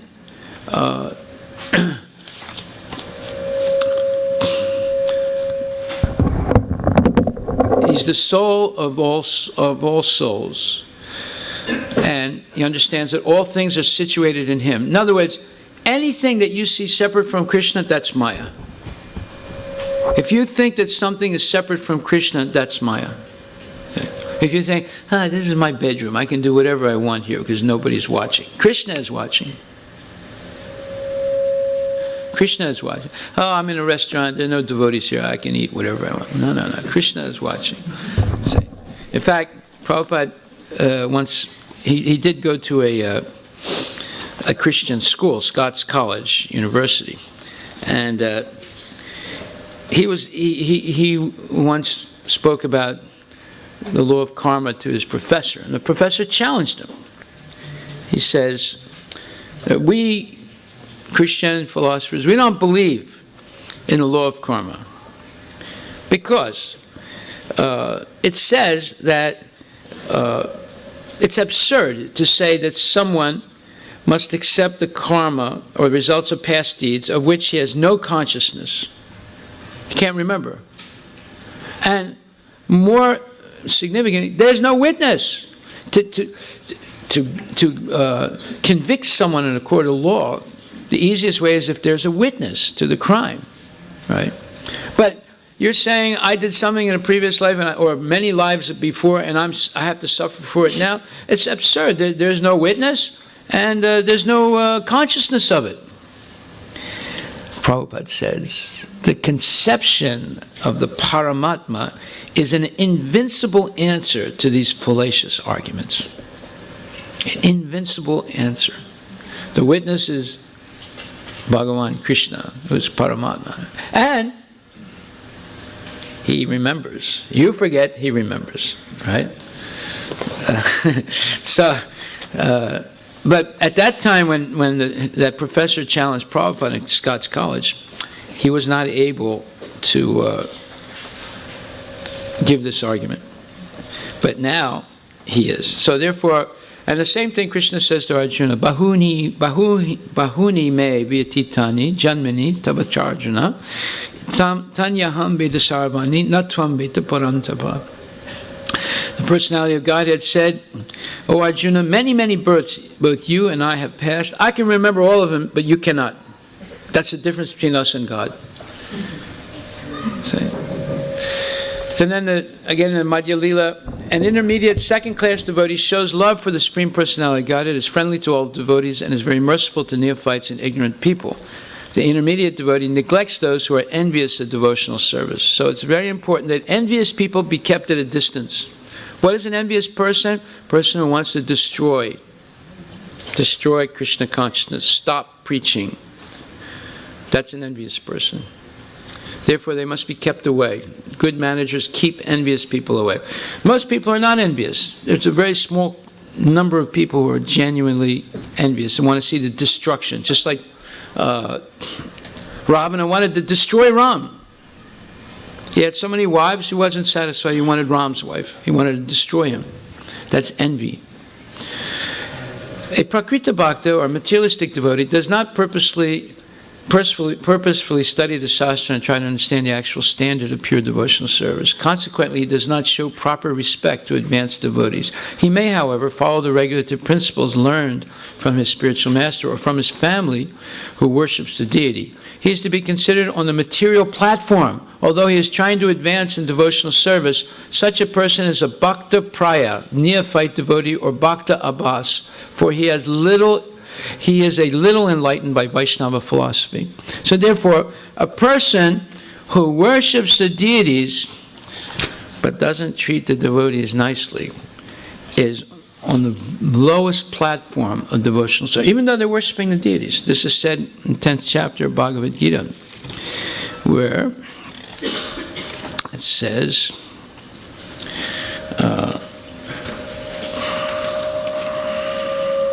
I'm sorry. Okay, I'll find it in a minute. So, therefore, we should only associate with those devotees who are rightfully situated.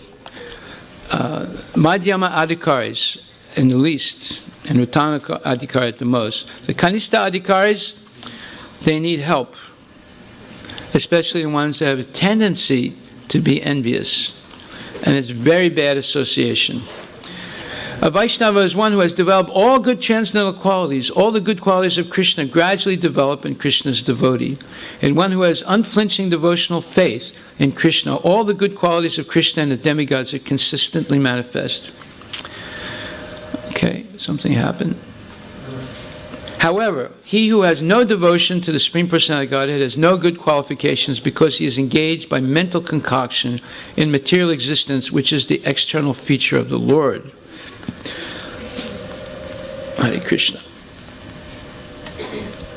Hare Krishna. That's the last one. Okay. Okay, go ahead. We'll ask some questions now. Krishna. Watching the sound? So, there is a question online from Kritika Mataji.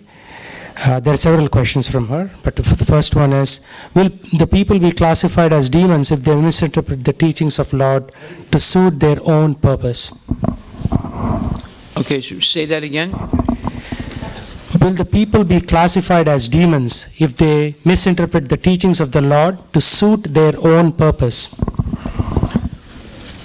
Well, a demon is a person who's envious of Krishna and tries to impede Krishna consciousness, the preaching of it, the functioning of it. They're against the authority of Krishna. So what's that question again? Ask it again. People be classified as demons if they misinterpret the teachings of the Lord to suit their own purpose. Well, Arjuna did that, and he's not a demon, but in the 3rd chapter, 1st verse, it said in the purport that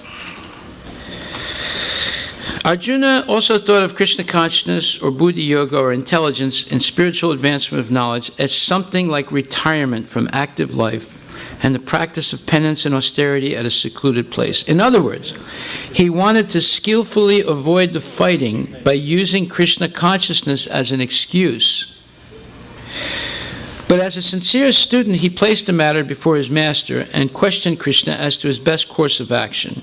In answer, Lord Krishna elaborately explained karma yoga or working Krishna consciousness in this 3rd chapter. So a demon is a person who makes a mistake but refuses, absolutely refuses to be corrected. That's a demon.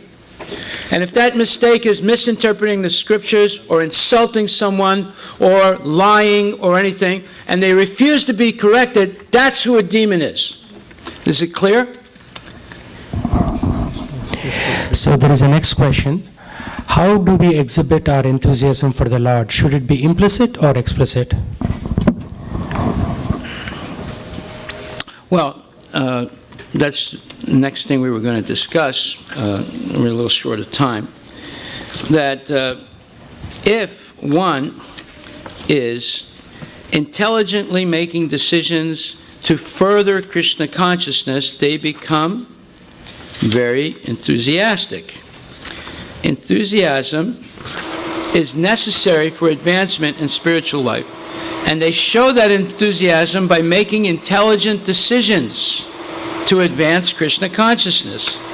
Utsaha nischayat daryat tatat karma pavartanat.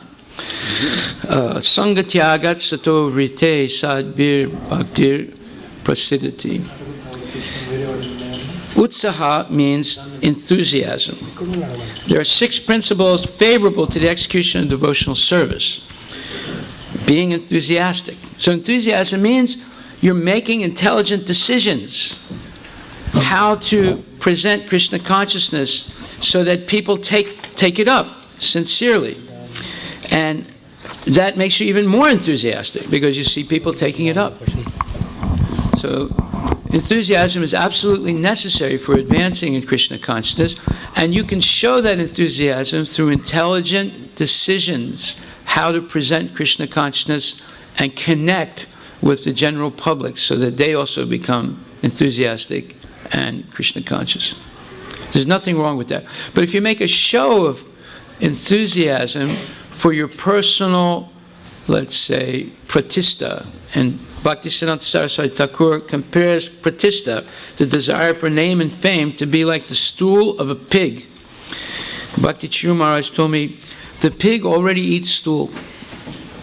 So you can imagine how bad his stool is, the pig's stool is. He's an eater of stool already. So Bhaktisiddhanta chose this image in this poem, Dustamana.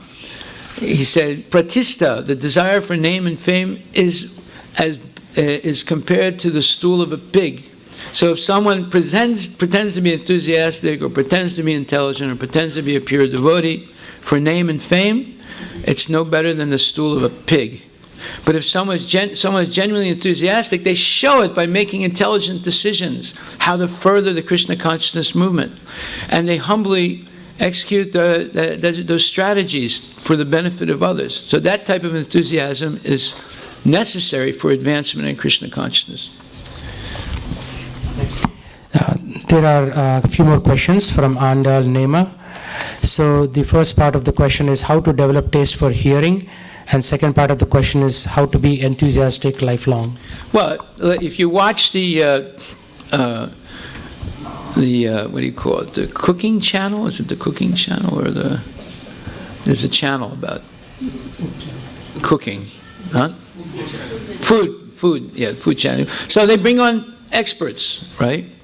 Wine tasters and cooks and things like that, and they talk about mixing this, or you have to smell the vintage and this and that. And well, when you see the experts and how they can appreciate fine tastes and descriptions and so forth, and well, you develop a taste too by being around people who have taste. You say, so you want to get enthusiastic, you want to get enlivened in Krishna consciousness, you have to be with people who are happy, not with people who are complaining all the time. With people who are happy by hearing and chanting. This is the way we get our kicks from. We don't have to drink wine. We don't have to gamble. We don't have to philander. We don't have to eat meat. We just have to sit down and hear and chant and dance. And they're enthusiastic, and you get enthusiastic also by associating with people like that. Not with people that are downers. You have to associate with people who are uppers. So you say, how are you, Prabhu? This morning I read something Prabhupada said. I can't get it out of my mind. Oh, what was that, Prabhu? He said that we should all chant and dance together.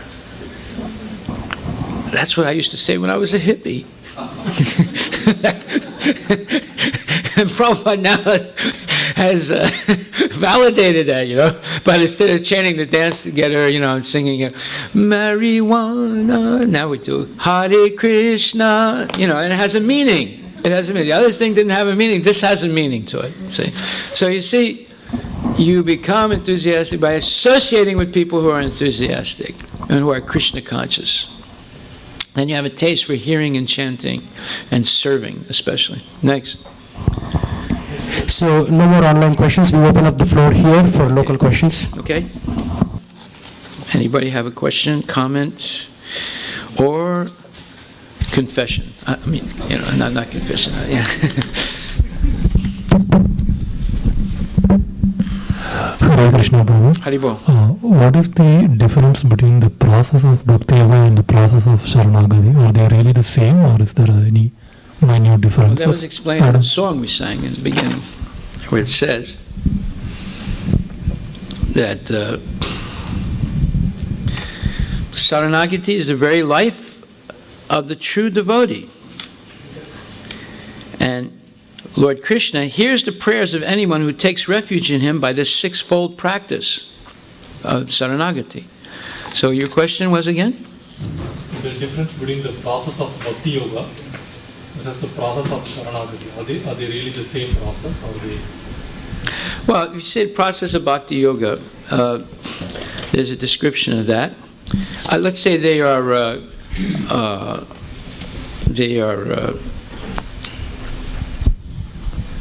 go together, okay?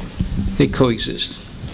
Ado Shraddha Tata Sadhu Sangha Ta Bhajana Kriya Tato Nartha Nivriti Syat Tato Nista Ruchis Tata. This is the process of Krishna consciousness. In the beginning, there must be a preliminary desire for self-realization. This will bring one to the stage of trying to associate with persons who are spiritually elevated. The next stage, one becomes initiated by an elevated spiritual master, and under his instruction, the neophyte devotee begins the process of devotional service. By execution of devotional service under the guidance of the spiritual master, one becomes free from all material attachment, attains steadiness in self-realization, and acquires a taste for hearing about the absolute personality of Godhead, Sri Krishna.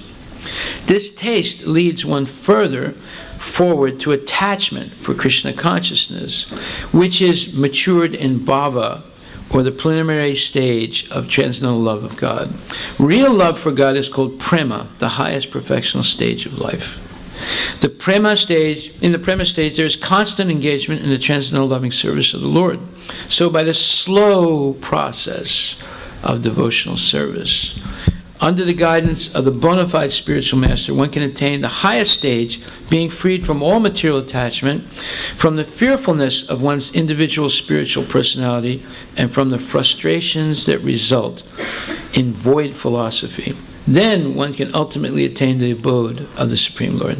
So they coexist together. They go together, actually. Each one of these steps, these 9 steps I just described, are further steps on the path of surrender, saranagati. When you're fully surrendered, then pure love develops for Krishna. Then you go back to God.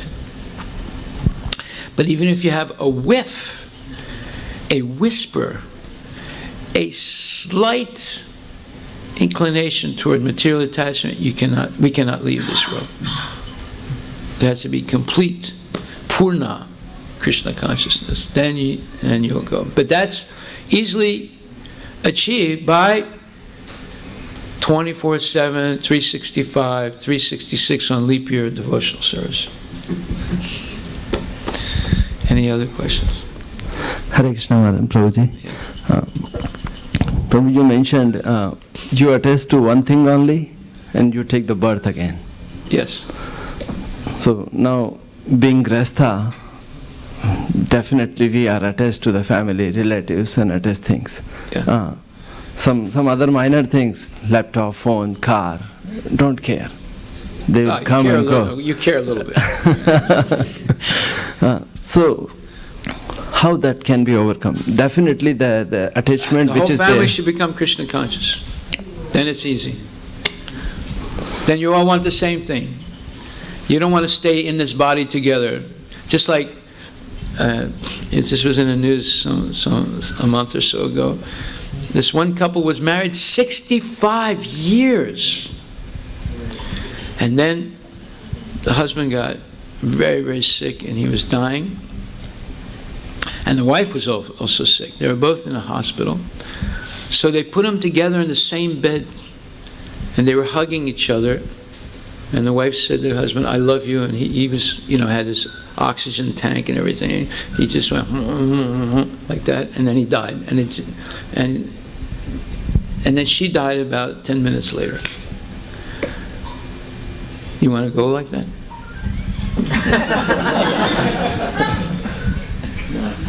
No, you don't want to go like, because they're going to take birth again, but they might be 2 pigeons or 2, alligators or something. I don't know. You want to die thinking about Krishna. You don't want to, die, holding someone with an oxygen tank. You see how strong this material attachment is? They weren't thinking about God. Yeah. They're thinking about each other, because that's all they knew their whole life. They were just attached. And they probably argued all the time, too. But they argued with attachment. So, if the whole family is Krishna conscious, then easily you'll all think of Krishna. You'll help each other think of Krishna. If you're not Krishna conscious, then it's almost impossible to break that attachment. Unless, of course, there's divorce or something, like that. And there's more and more divorce today because people don't get married on the basis of spiritual, let's say, consensus. They get married because of bodily attachment, and then some bodily problems take place, and then they say, I'm getting divorced. Any more? If not, yes.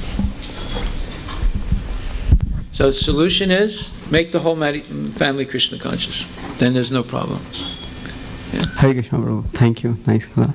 So, Prabhuji, you were talking about hearing, and then hearing from authoritative people, and most authoritative, Srila Prabhupada. Srila Prabhupada. Yeah. And then to heal the mad mind, we have to hear from transcendental qualities of Krishna.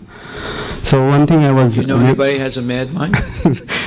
I know at least one. So one thing I was recollecting a point, one of the Srila Prabhupada, that as a milk touched by the serpent, so I was trying to, there are many people who may be God consciousness, and they may be speaking same philosophy, Bhagavad Gita. So how do, as a general public, or we understand that since we are hearing transcendental qualities, but we are not developing that qualities of real Sharanagati?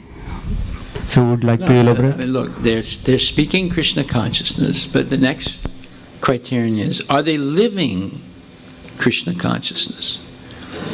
Let's give a description of what is a transcendental person. Okay, so we're talking about the same thing. This is explained in many places in Bhagavad Gita, but we'll just look at the beginning of the 16th chapter. There's a description of a Krishna conscious person. So first quality is they should be speaking Krishna consciousness, right? You said that. But the next quality is they should be living Krishna consciousness. That's the proof. The Supreme Personality of Godhead said, fearlessness, purification of one's existence, cultivation of spiritual knowledge, charity, self-control, performance of sacrifice, study of the Vedas, austerity, simplicity, non-violence, truthfulness, freedom from anger, renunciation, tranquility, aversion to fault-finding, compassion for all living entities, freedom from covetousness, gentleness, modesty, steady determination, vigor, forgiveness, fortitude, cleanliness, freedom from envy, and from the passion for honor. These transcendental qualities, O son of Bharata, belong to godly men endowed with divine nature. Daivi Sampat. This is divine nature. Then, in the 12th chapter, there's further explanation of what are the qualities of a genuine spiritual person who is not only speaking, but is living Krishna consciousness. One who's not envious, but is a kind friend to all living entities, who does not think himself a proprietor, and is free from false ego, who is equal in both happiness and distress, who is tolerant, always satisfied, self-controlled, and engaged in devotional service with determination, his or her mind and intelligence fixed on me. Such a devotee of mine is very dear to me. He for whom no one is put into difficulty, and who is not disturbed by anyone, who is equipoised in happiness and distress, fear and anxiety, is very dear to me. My devotee is not dependent on the ordinary course of activities, who is pure, expert, without cares, free from all pains, and not striving for some result, is very dear to me. One who neither rejoices nor grieves, who neither laments nor desires, and who renounces both auspicious and inauspicious things, such a devotee is very dear to me. One who is equal to friends and enemies, who is equipoised in honor and dishonor, heat and cold, happiness and distress, fame and infamy, who is always free from contaminating association, always silent and satisfied with anything, who doesn't care for any residence, who is fixed in knowledge, and who is engaged in devotional service, such a person is very dear to me. So now you have all these criterions. Not only they speak Bhagavad Gita, but they must have these qualities. Then you can trust that person. Okay. I know one person like that. It's right there. Yeah. That doesn't mean there are no others, but this one 100% sure. Right? Anybody else? If not, we have lunch for everyone. Yeah, next session starts at 4 o'clock. Yeah. You have another? Okay, one more question. One more question. Oh, you were scratching your head. Haribol, thank you very much. And sorry, we went over a little bit. All glories to Srila Prabhupada Ki Jai. Thank you. Hare Krishna. Next session starts at 4 p.m. So please be here by 3:55. Thank you. Hare Krishna. So we have a wedding anniversary today. That is Sanjay Prabhu and Ekta Mataji. How long have you been married? How long have you been attached to each other? Huh? 19 years. Oh, it's still kids. It's nothing. Wait till you get to 50. And then,